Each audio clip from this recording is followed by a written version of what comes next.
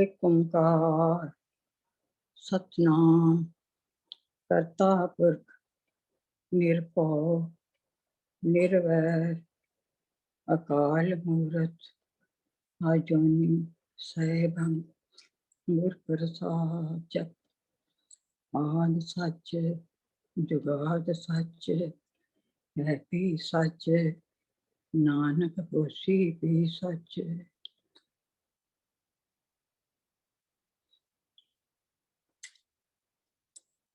फिर सारी संगत नूं वाहिगुरू जी का खालसा वाहिगुरू जी की फतेह। तो अज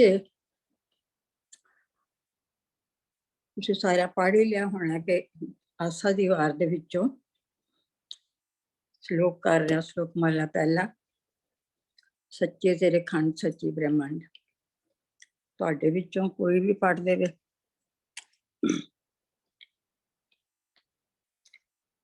वाहिगुरू जी।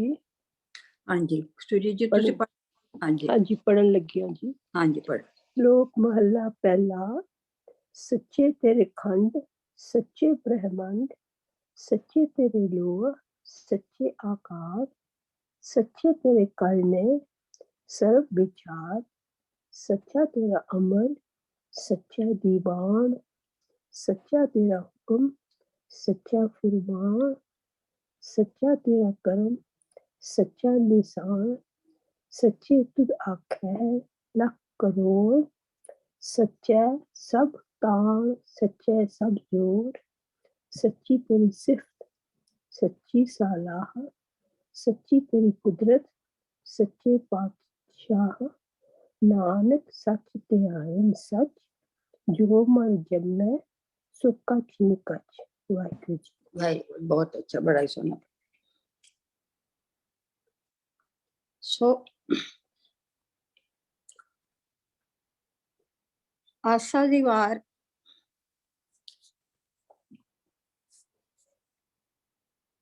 सारियां बाणियां जिहड़ियां इंपोर्टेंट ने उन्हां विचों ये बाणी भी बहुत इंपोर्टेंट है। ਇਹਦੀ इंपोर्टेंस से ਇਹਦੇ ਤੋਂ ਜ਼ਾਹਿਰ है कि हर गुरुद्वारे विच सवेरे उठ के आसा दी वार दा कीर्तन जरूर हुंदा है।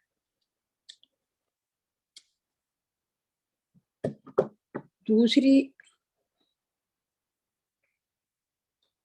क्यों हुंदा है, ਇਹਦੇ ਵਿੱਚ गुरु नानक देव जी ने एक किस्म का रेवोल्यूशनरी स्टैप लिया है, जिहदे विच उन्होंने कोई भी सोसाइटी की फीस नहीं छड्डी, जिन्हों टच नहीं किया, ताकि ह्यूमैनिटी नूं एक सच्चा सुच्चा रास्ता दिखाया जा सके और जिहड़ियां बुराइयां ने उन्होंने काढ़िया जा सके। ਇਹਦੇ ਵਿੱਚ ਤੁਸੀਂ देखोगे ਜਦੋਂ ਅਸੀਂ ਅੱਗੇ ਚੱਲਾਂਗੇ, ਅੱਜ मैं सारे ਦੀ व्याख्या ਤੇ नहीं ਕਰਾਂਗੀ, ਜਿਉਂ-ਜਿਉਂ ਅਸੀਂ ਚੱਲਾਂਗੇ ਤੇ ਫਿਰ व्याख्या ਹੁੰਦੀ ਜਾਏਗੀ। ਆਨ ਦਾ ਹੋਲ ਇਹਦੇ ਵਿੱਚ ਸਮਾਜਿਕ, ਆਰਥਿਕ, ਪੋਲੀਟੀਕਲ, ਧਾਰਮਿਕ, ਇਹਨਾਂ ਸਾਰੇ ਮਸਲਿਆਂ ਨੂੰ ਬੜੀ ਗਹਿਰਾਈ ਨਾਲ ਦੇਖਿਆ ਲਿਆ ਗਿਆ, ਲਿਖਿਆ ਗਿਆ। ਮਤਲਬ ਜਿੰਨੀ ਗਹਿਰਾਈ ਨਾਲ ਦੇਖਿਆ ਲਿਖਿਆ ਤੇ ਜਿੰਨੀ ਅਸਰਸ਼ਨ ਦੇ ਨਾਲ ਉਹਨੂੰ ਪੇਸ਼ ਕੀਤਾ ਗਿਆ ਹੈ, ਉਸੇ ਗਹਿਰਾਈ ਨਾਲ ਉਸੇ ਅਸਰਸ਼ਨ ਨਾਲ ਇਹ ਸਾਡੇ ਤੇ ਅਸਰ ਕਰਦੀ ਹੈ। ਪਰ ਇਹ ਜ਼ਰੂਰ ਹੈ ਕਿ ਜਿੰਨਾ ਚਿਰ ਅਸੀਂ ਗੁਰਬਾਣੀ ਨੂੰ ਖੋਲ੍ਹ ਕੇ ਨਾ ਉਹਦੇ ਇੰਟਰਨਲ ਮੀਨਿੰਗ ਵਿੱਚ ਨਾ ਜਾਈਏ, ਉਹਨਾਂ ਚਿਰ ਅਸੀਂ ਉੱਤੇ ਉੱਤੇ ਰਹਿੰਦੇ ਹਾਂ। ਕੋਈ ਵੀ ਬਾਣੀ ਹੋਵੇ, ਹੁਣ ਅਸੀਂ ਇਹ ਬਾਣੀ ਜੇ ਲਈਏ, ਜੇ ਅਸੀਂ ਇਹਨੂੰ ਸਮਝਾਂਗੇ ਤਾਂ ਸਾਨੂੰ ਬਹੁਤ ਲਾਭ ਹੋਏਗਾ। ਇਸੇ ਕਰਕੇ ਜੋ ਅਸੀਂ ਕਰ ਰਹੇ ਹਾਂ ਤੇ ਅਸੀਂ ਖੋਲ ਹੀ ਰਹੇ ਹਾਂ। ਜਦੋਂ ਖੋਲਾਂਗੇ ਗਹਿਰਾਈ ਵਿੱਚ ਜਾਵਾਂਗੇ, ਪਰ ਜਿੰਨੀ ਅਸੀਂ ਉਹਦੀ ਡੂੰਘਾਈ ਵਿੱਚ ਜਾਵਾਂਗੇ, ਸਾਡੇ ਮਨ ਤੇ ਓਨਾ ਹੀ ਡੂੰਘਾ ਅਸਰ ਹੋਏਗਾ। ਜਿੰਨੀ ਵਾਰੀ ਮਰਜ਼ੀ ਅਸੀਂ ਪੜ੍ਹਦੇ ਰਹੀਏ ਤੇ ਭਾਵੇਂ ਅਸੀਂ ਰੋਜ਼ ਆਸਾ ਦੀ ਵਾਰ ਸੁਣਦੇ ਰਹੀਏ, ਜਿੰਨਾ ਚਿਰ ਸਾਨੂੰ ਇਹ ਪਤਾ ਨਹੀਂ ਲੱਗੇਗਾ ਗੁਰੂ ਨਾਨਕ ਦੇਵ ਜੀ ਕਹਿ ਕੀ ਰਹੇ ਨੇ, ਸਾਨੂੰ ਸਮਝਾਉਣਾ ਕੀ ਚਾਹ ਰਹੇ ਨੇ, ਸਾਡੇ ਕੋਲ ਐਕਸਪੈਕਟ ਕੀ ਕਰ ਰਹੇ ਨੇ, ਉਹਨਾਂ ਚਿਰ ਸਾਨੂੰ ਲਾਭ ਪੂਰਾ ਨਹੀਂ ਹੋਏਗਾ। ਸੋ ਅਸੀਂ ਉਸ ਦਿਨ ਪਹਿਲੀ ਪੌੜੀ ਕੀਤੀ ਸੀ, ਸ਼ਲੋਕ ਕੀਤੇ ਸੀ। ਅੱਜ ਅਸੀਂ ਅਗਲਾ ਸ਼ਲੋਕ ਕਰ ਰਹੇ ਹਾਂ।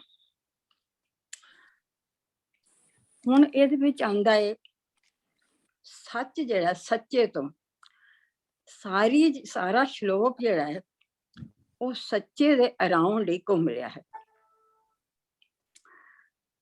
ਹੁਣ ਅਸੀਂ ਦੇਖੀਏ ਕਿ ਸੱਚੇ ਤੋਂ ਭਾਵ ਕੀ ਹੈ।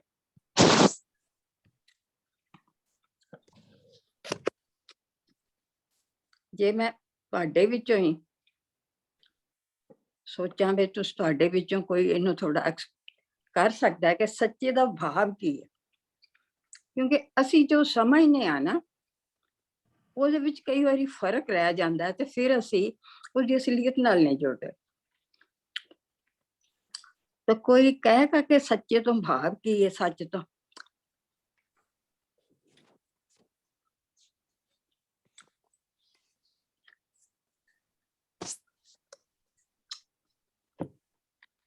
ਕੋਈ ਗੱਲ ਨਹੀਂ। ਇਹਨਾਂ ਕੇ ਸਦਾ ਸਥਿਰ ਰਹਿਣ ਵਾਲਾ ਹੋਵੇ, ਜਿਹੜਾ ਬਿਲਕੁਲ ਬਿਲकुल ਭੈਣ ਜੀ, ਬਹੁਤ ਬਹੁਤ ਅੱਛਾ, ਵੈਰੀ ਨਾਈਸ। ਜਿਹਦੇ ਕੋਈ ਟੁਕੜੇ ਨਾ ਕਰ ਸਕੇ।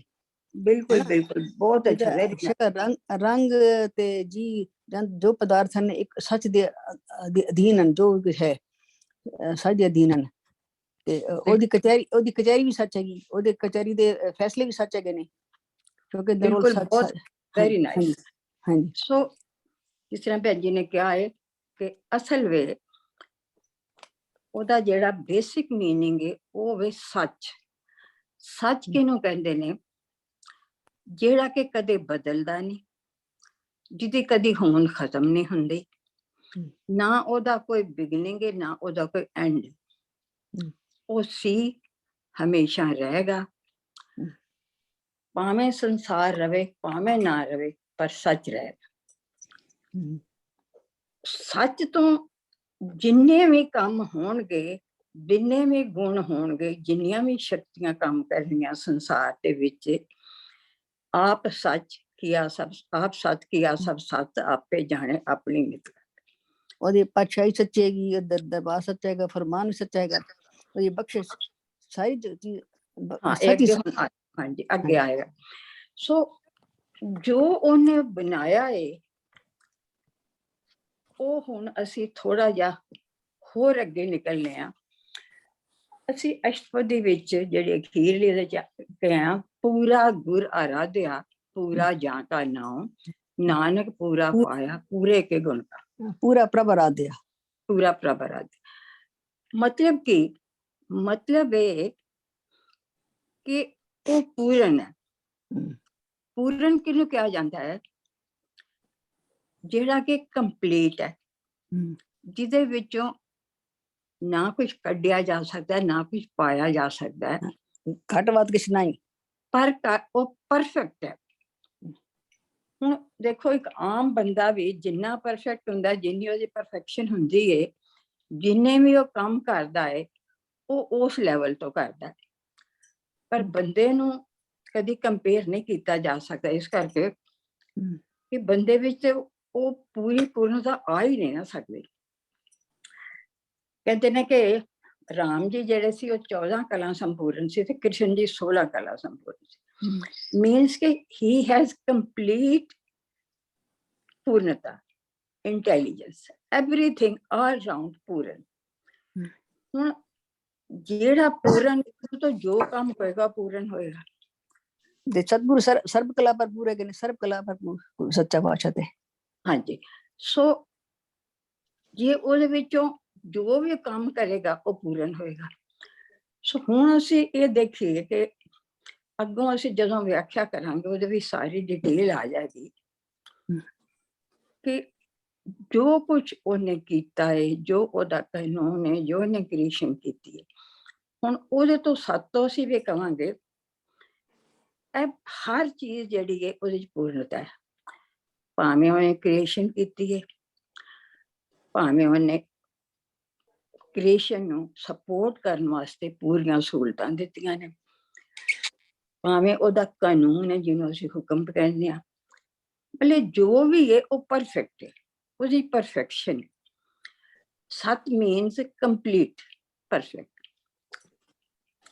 ਸੋ ਜੋ ਕੁਛ ਵੀ ਉਹਦੇ ਤੋਂ ਬਣਿਆ, ਸਭ ਕੁਛ ਉਹਦੇ ਤੋਂ, ਉਸ ਤੋਂ ਬਾਹਰ ਤੇ ਕੁਛ ਹੈ ਨਹੀਂ, ਤੁਝ ਤੇ ਬਾਹਰ ਕੁਛ ਨਹੀਂ ਮੇਰੇ ਪ੍ਰੀਤਮ ਪਿਆਰੇ, ਉਸ ਤੋਂ ਬਾਹਰ ਤੇ ਕੁਛ ਹੈ ਨਹੀਂ। ਸੋ ਜੋ ਕੁਛ ਵੀ ਉਹਦੇ ਤੋਂ ਬਣਿਆ ਹੈ, ਉਹ ਸਭ ਜਿਹੜਾ ਹੈਗਾ ਹੈ ਉਹ ਪਰਫੈਕਟ ਹੈ, ਉਹਦੇ ਕੋਈ ਗਲਤੀ ਨਹੀਂ ਕੱਢੀ ਜਾ ਸਕਦੀ। ਹੁਣ ਅਸੀਂ ਸ਼ੁਰੂ ਕਰਨੇ ਆ, ਸੱਚੇ ਤੇਰੇ ਖੰਡ ਸੱਚੇ ਬ੍ਰਹਮੰਡ। ਹੁਣ ਇੱਥੇ ਖੰਡ ਬ੍ਰਹਮੰਡ ਲੋ ਆਕਾਰ, ਇਹਦੇ ਵਿੱਚ ਉਹਨਾਂ ਨੇ ਅਸੀਂ ਜਿਸ ਸ੍ਰਿਸ਼ਟੀ ਵਿੱਚ ਇਸ ਧਰਤੀ ਤੇ ਰਹਿੰਦੇ ਹਾਂ ਇਹਦੀ ਮੈਂਸ਼ਨ ਕੀਤੀ ਆ। ਖੰਡ ਦਾ ਮਤਲਬ ਹੁੰਦਾ ਹਿੱਸੇ, ਜਿਵੇਂ ਸਾਡੀ ਧਰਤੀ ਹੈ, ਇਹਦੇ ਹਿੱਸਿਆਂ ਨੂੰ ਅਸੀਂ ਖੰਡ ਕਹਾਂਗੇ, ਖੰਡ ਖੰਡ। ਅਸੀਂ ਕਹਿੰਦੇ ਅਖੰਡ ਜਿਹਨੂੰ ਨਹੀਂ ਅਲੱਗਾ ਕੀਤਾ ਜਾ ਸਕਦਾ, ਖੰਡ ਜਿਹਨੂੰ ਕਿ ਅਲੱਗਾ ਕੀਤਾ ਜਾ ਸਕਦਾ, ਖੰਡ ਖੰਡ ਟੁਕੜੇ। ਬ੍ਰਹਮੰਡ, ਬ੍ਰਹਮੰਡ ਮੀਨਸ ਪੂਰੀ ਸ੍ਰਿਸ਼ਟੀ, ਪੂਰਾ ਬ੍ਰਹਮੰਡ, ਜੋ ਵੀ ਉਹਨੇ ਪੈਦਾ ਕੀਤਾ ਹੈ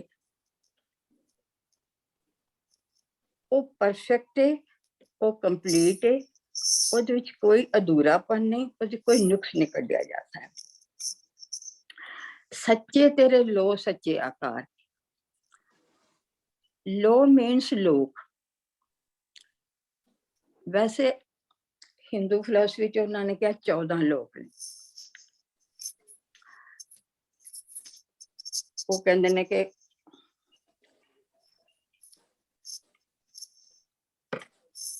ਮਾਤ ਲੋਕ, ਪਾਤਾਲ ਲੋਕ, ਆਪਣਾ ਜਿਸ ਤਰ੍ਹਾਂ ਸਵਰਗ ਲੋਕ, ਮਾਤਰ ਲੋਕ, ਪਿਤਰੀ ਲੋਕ। ਲੇਕਿਨ ਗੁਰੂ ਗ੍ਰੰਥ ਸਾਹਿਬ ਵਿੱਚ 3 ਲੋਕਾਂ ਦੀ ਮੈਂਸ਼ਨ ਕੀਤੀ ਗਈ ਹੈ। ਮਾਤਰ ਲੋਕ ਜਿੱਥੇ ਅਸੀਂ ਰਹਿੰਦੇ ਹਾਂ, ਭੂਮੀ ਜਿਹੜੀ ਸਾਡੀ ਹੈ। ਪਾਤਾਲ ਲੋਕ ਜਿੱਥੋਂ ਅਸੀਂ ਖਣਿਜ ਪਦਾਰਥ ਲੈਂਦੇ ਹਾਂ। ਦੇਖੋ ਧਰਤੀ ਦੇ ਨੀਚੋਂ ਅਸੀਂ ਸੋਨਾ ਲੈਂਦੇ ਹਾਂ, ਲੋਹਾ ਲੈਂਦੇ ਹਾਂ, ਨਮਕ ਲੈਂਦੇ ਹਾਂ, ਬਹੁਤ ਸਾਰੇ ਪਦਾਰਥ ਅਸੀਂ ਧਰਤੀ ਤੋਂ ਲੈਂਦੇ ਹਾਂ। ਇੱਥੋਂ ਤੱਕ ਕਿ ਸੋਨਾ ਵੀ ਧਰਤੀ ਦੇ ਵਿੱਚੋਂ, ਹੀਰੇ ਵੀ ਧਰਤੀ ਦੇ ਨੀਚੋਂ ਲੈਂਦੇ ਹਾਂ। ਤੀਸਰਾ ਜਿਹੜਾ ਹਿੱਸਾ ਹੈ, ਪਹਿਲਾ ਜਿਹੜਾ ਉਹਨੂੰ ਅਸੀਂ ਕਹਿ ਸਕਦੇ ਹਾਂ ਕਰਸਟ। ਕਰਸਟ ਮੀਨਸ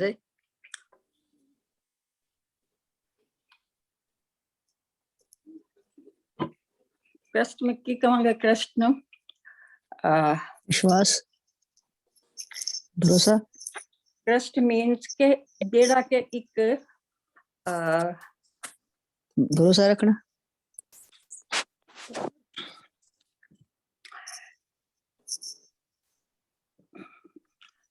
ਹੁਣ ਮੈਨੂੰ ਐਗਜ਼ੈਕਟ ਵਰਡ ਨਹੀਂ ਯਾਦ ਆ ਰਿਹਾ। ਵੀ ਕੈਨ ਸੇ ਕਿ ਧਰਤੀ ਦਾ ਉਹ ਸਟਰੋਂਗ ਪਾਰਟ ਜਿਹਦੇ ਉੱਤੇ ਅਸੀਂ ਰਹਿੰਦੇ ਹਾਂ, ਕਿੰਨਾ ਕੁ ਸਟਰੋਂਗ ਹੈ ਕਿ ਅਣਗਿਣਤ ਲੋਕੀ ਉਹਦੇ ਤੇ ਰਹਿ ਰਹੇ ਨੇ, ਪਰ ਧਰਤੀ ਜਿਹੜੀ ਹੈ ਉਹ ਉਸ ਤਰ੍ਹਾਂ ਦੀ ਉਸ ਤਰ੍ਹਾਂ ਟਿਕੀ ਰਹਿੰਦੀ। ਪਾਤਾਲ ਵਿੱਚੋਂ ਅਸੀਂ ਖਣਿਜ ਲੈਂਦੇ ਹਾਂ, ਔਰ ਅਸੀਂ ਹੈਰਾਨ ਹੋਵਾਂਗੇ ਕਿ ਜਿਹੜਾ ਸਭ ਤੋਂ ਨੀਚੇ ਦਾ ਹਿੱਸਾ ਹੈ,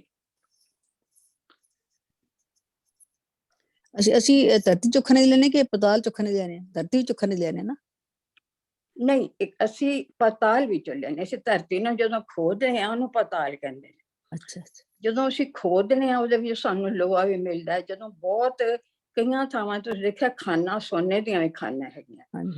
ਸੋ ਤੀਸਰਾ ਜਿਹੜਾ ਪਾਰਟ ਹੈਗਾ ਹੈ, ਅਸੀਂ ਅੱਗੇ ਡਿਸਕਸ ਕੀਤਾ ਸੀ, ਵੀ ਆਰ ਇੰਟਰਕਨੈਕਟਡ।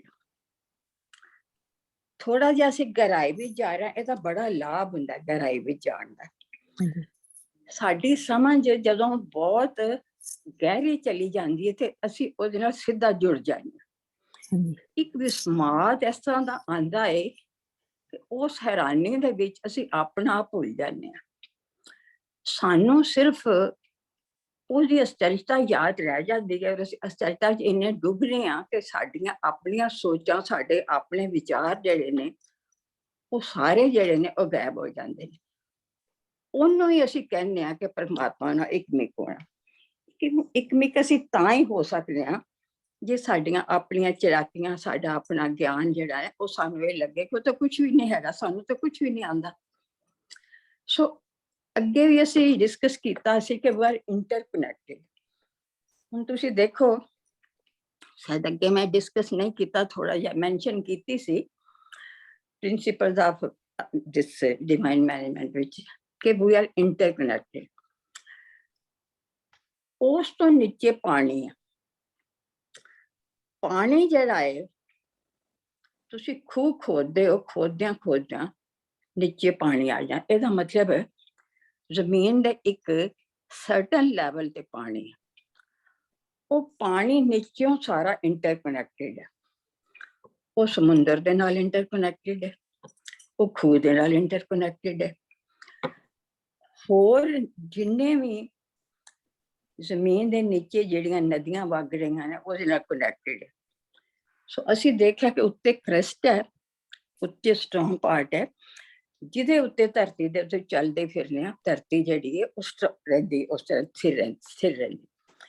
ਉਸ ਤੋਂ ਅੱਗੇ ਫਿਰ ਪਾਤਾਲ ਹੈ, ਜਿੱਥੋਂ ਅਸੀਂ ਖੰਨੇ ਲੈਣਾ। ਤੀਸਰਾ ਹੈ ਜਿੱਥੇ ਕਿ ਪਾਣੀ ਹੈ, ਤੇ ਪਾਣੀ ਜਿਹੜਾ ਹੈ ਉਹ ਸਾਰਾ ਇਕੱਠਾ ਮਿਲਿਆ ਹੋਇਆ, ਸਮੁੰਦਰ ਦਾ ਪਾਣੀ ਵੀ ਇਕੱਠਾ ਮਿਲਿਆ ਹੈ।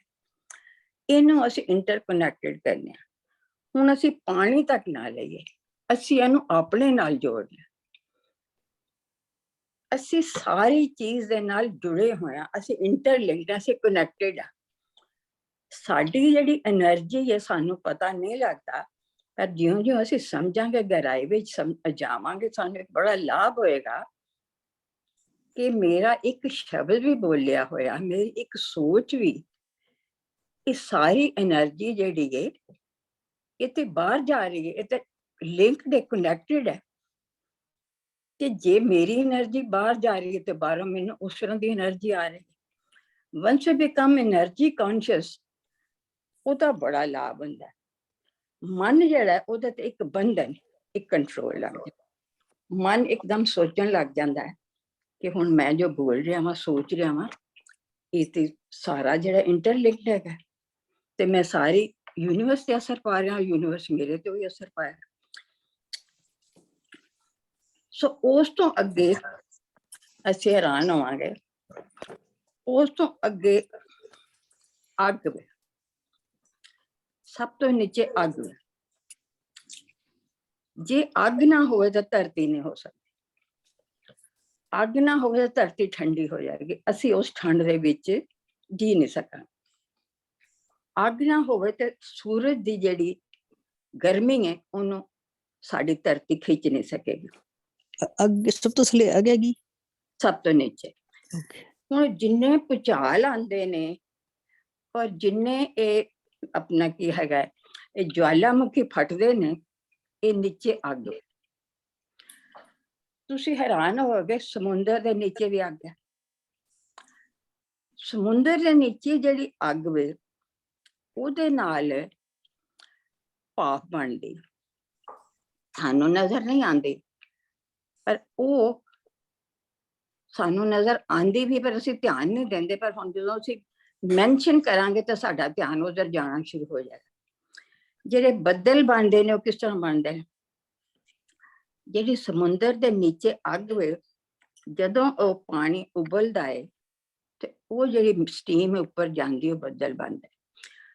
ਉਹ ਫਿਰ ਜਿਹੜੇ ਬੱਦਲ ਨੇ ਉਹ ਵਸਦੇ ਨੇ ਜਦੋਂ, ਤਾਂ ਸਾਰੇ ਸੰਸਾਰ ਨੂੰ ਉਹਦਾ ਲਾਭ ਹੁੰਦਾ।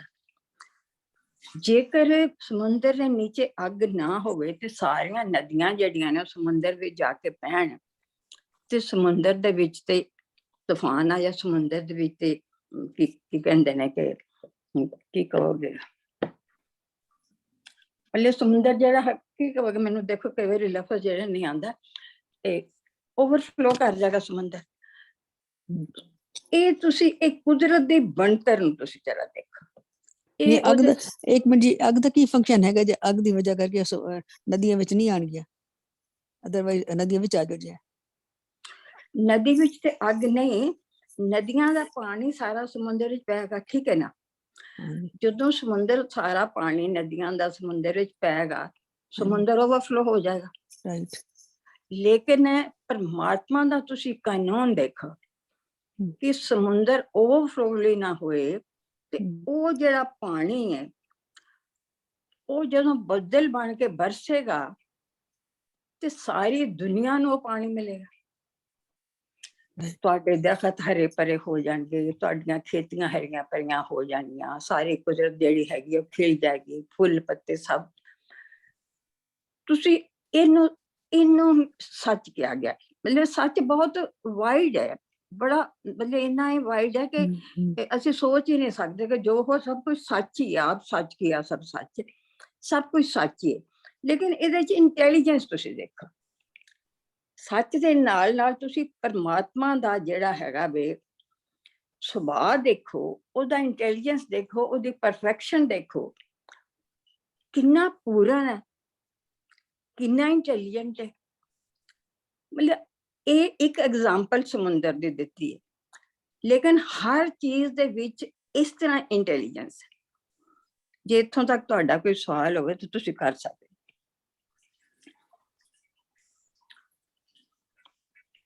ਸਮਝ ਆ ਗਈ, ਸਮਝ ਆ ਗਈ। ਹਾਂਜੀ, ਸੋ ਹੁਣ ਇਹ ਹੈ ਕਿ ਦੇਖੋ ਪਰਮਾਤਮਾ ਨੇ ਕਿੰਨੀ ਕਿਸਮ ਦੀ ਅੱਗ ਬਣਾਈ ਹੈ, ਜਿਸ ਤਰ੍ਹਾਂ ਦੀ ਜ਼ਰੂਰਤ ਹੈ। ਬੱਚਾ ਜਿਹੜਾ ਹੈ ਜਦੋਂ ਮਾਂ ਦੇ ਪੇਟ ਵਿੱਚ ਹੁੰਦਾ ਹੈ ਨਾ, ਕਹਿੰਦੇ ਨੇ ਰਕਤ ਬਿੰਦ ਕਰ ਨਿਮਿਆ ਅਗਨ ਉਦਰ ਮਜਾਰ। ਅਗਨ ਵਾਲੇ ਪੇਟ ਦੇ ਵਿੱਚ ਬੱਚਾ ਪਿਆ ਹੋਇਆ ਸੀ। ਹੁਣ ਉਹ ਅਗਨ ਇੰਨੀ ਜ਼ਿਆਦਾ ਨਹੀਂ ਹੁੰਦੀ ਕਿ ਬੱਚਾ ਸੜ ਜਾਏ, ਪਰ ਇੰਨੀ ਥੋੜੀ ਨਹੀਂ ਹੁੰਦੀ ਕਿ ਬੱਚਾ ਜਿਹੜਾ ਹੈਗਾ, ਇੰਨੀ ਅਗਨ ਹੁੰਦੀ ਹੈ ਕਿ ਬੱਚਾ ਜਿਹੜਾ ਉਹ ਠੀਕ ਠਾਕ ਪਲ ਜਾਏ। ਦੂਸਰੀ ਇਹ ਅਗਨ ਜਿਹੜੀ ਦੇਖਿਆ ਤੁਹਾਨੂੰ ਦੱਸਿਆ ਸਮੁੰਦਰ ਵਾਲੀ। ਤੀਸਰੀ ਤੁਸੀਂ ਦੇਖਿਆ ਹੈ ਕਿ ਉਹ ਇਸ ਮੁਲਕ ਵਿੱਚ ਤੇ ਬਹੁਤ ਹੀ ਹੈ ਕਿ ਜਦੋਂ ਪਤਝੜ ਹੁੰਦੀ ਹੈ, ਪੱਤੇ ਡਿੱਗਦੇ ਨੇ ਤੇ ਪੱਤੇ ਇੱਕ ਦੂਸਰੇ ਨਾਲ ਖਹਿੰਦੇ ਨੇ ਤੇ ਜੰਗਲਾਂ 'ਚ ਅੱਗ ਲੱਗ ਜਾਂਦੀ ਹੈ। ਇੱਥੇ ਤੁਹਾਨੂੰ ਪਤਾ ਕਈ ਵਾਰੀ ਬਹੁਤ ਵਾਰੀ ਵਾਰਨਿੰਗ ਆਉਂਦੀ ਹੈ ਕਿ ਘਰ ਛੱਡ ਜਾਓ, ਅੱਗ ਜਿਹੜੀ ਨੇੜੇ ਆ ਗਈ। ਇੱਥੇ ਤੇ ਬਹੁਤ ਹੀ ਜ਼ਿਆਦਾ। ਫਿਰ ਇਹ ਹੈ ਕਿ ਇੱਕ ਅੱਗ ਵਿੱਚ ਜਿਹੜੀ ਜਿਹਦੇ ਤੇ ਅਸੀਂ ਰੋਟੀ ਪਕਾਉਂਦੇ ਹਾਂ,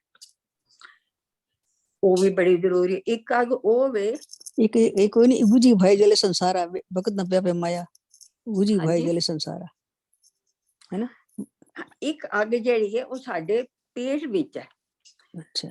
ਜਦੋਂ ਸਾਡੀ ਅੱਗ ਘਟ ਜਾਂਦੀ ਹੈ, ਸਾਡਾ ਹਾਜ਼ਮਾ ਜਿਹੜਾ ਉਹ ਖਰਾਬ ਹੋ ਜਾਂਦਾ, ਸਾਨੂੰ ਰੋਟੀ ਹਜ਼ਮ ਨਹੀਂ ਹੁੰਦੀ। ਇੱਕ ਸਰਟਨ ਲੈਵਲ ਤੁਸੀਂ ਦੇਖੋ ਕਿ ਬੰਦਾ ਜਦੋਂ ਸਰੀਰ ਆਤਮਾ ਸਰੀਰ ਚੋਂ ਨਿਕਲਦੀ ਕੀ ਹੁੰਦਾ, ਅਸੀਂ ਕਹਿੰਦੇ ਹਾਂ ਕਿ ਠੰਡਾ ਹੋ ਗਿਆ। ਕੀ ਹੋਇਆ? ਉਹ ਅਗਨੀ ਨਿਕਲ ਗਈ। ਜਿਸ ਅਗਨੀ ਨੇ ਉਹਨੂੰ ਜ਼ਿੰਦਾ ਰੱਖਿਆ ਹੋਇਆ ਸੀ, ਉਹ ਅਗਨੀ ਨਿਕਲ ਗਈ। ਸੋ ਅਲੇ ਤੁਸੀਂ ਹੁਣ ਇੱਥੇ ਇੱਕ ਚੀਜ਼ ਨੂੰ ਦੇਖੋ ਕਿ ਇਹ ਸਾਰਾ ਕੁਝ ਅਸੀਂ ਸੁਣ ਕੇ ਕੀ ਸਮਾਜ ਵਿੱਚ ਨਹੀਂ ਜਾਂਦੇ ਕਿ ਉਹਨੇ ਜੋ ਕੁਝ ਬਣਾਇਆ ਹੈ, ਜੋ ਕੁਝ ਬਣਾਇਆ ਇੰਨਾ ਪਰਫੈਕਟ ਬਣਾਇਆ ਹੈ ਕਿ ਇਹ ਸੰਸਾਰ ਜਿਹੜਾ ਹੈ ਇੱਕ ਕੰਪਲੀਟ ਆਰਾਮ ਦੇ ਨਾਲ, ਪਰਫੈਕਸ਼ਨ ਦੇ ਨਾਲ ਰਹਿ ਸਕਦਾ।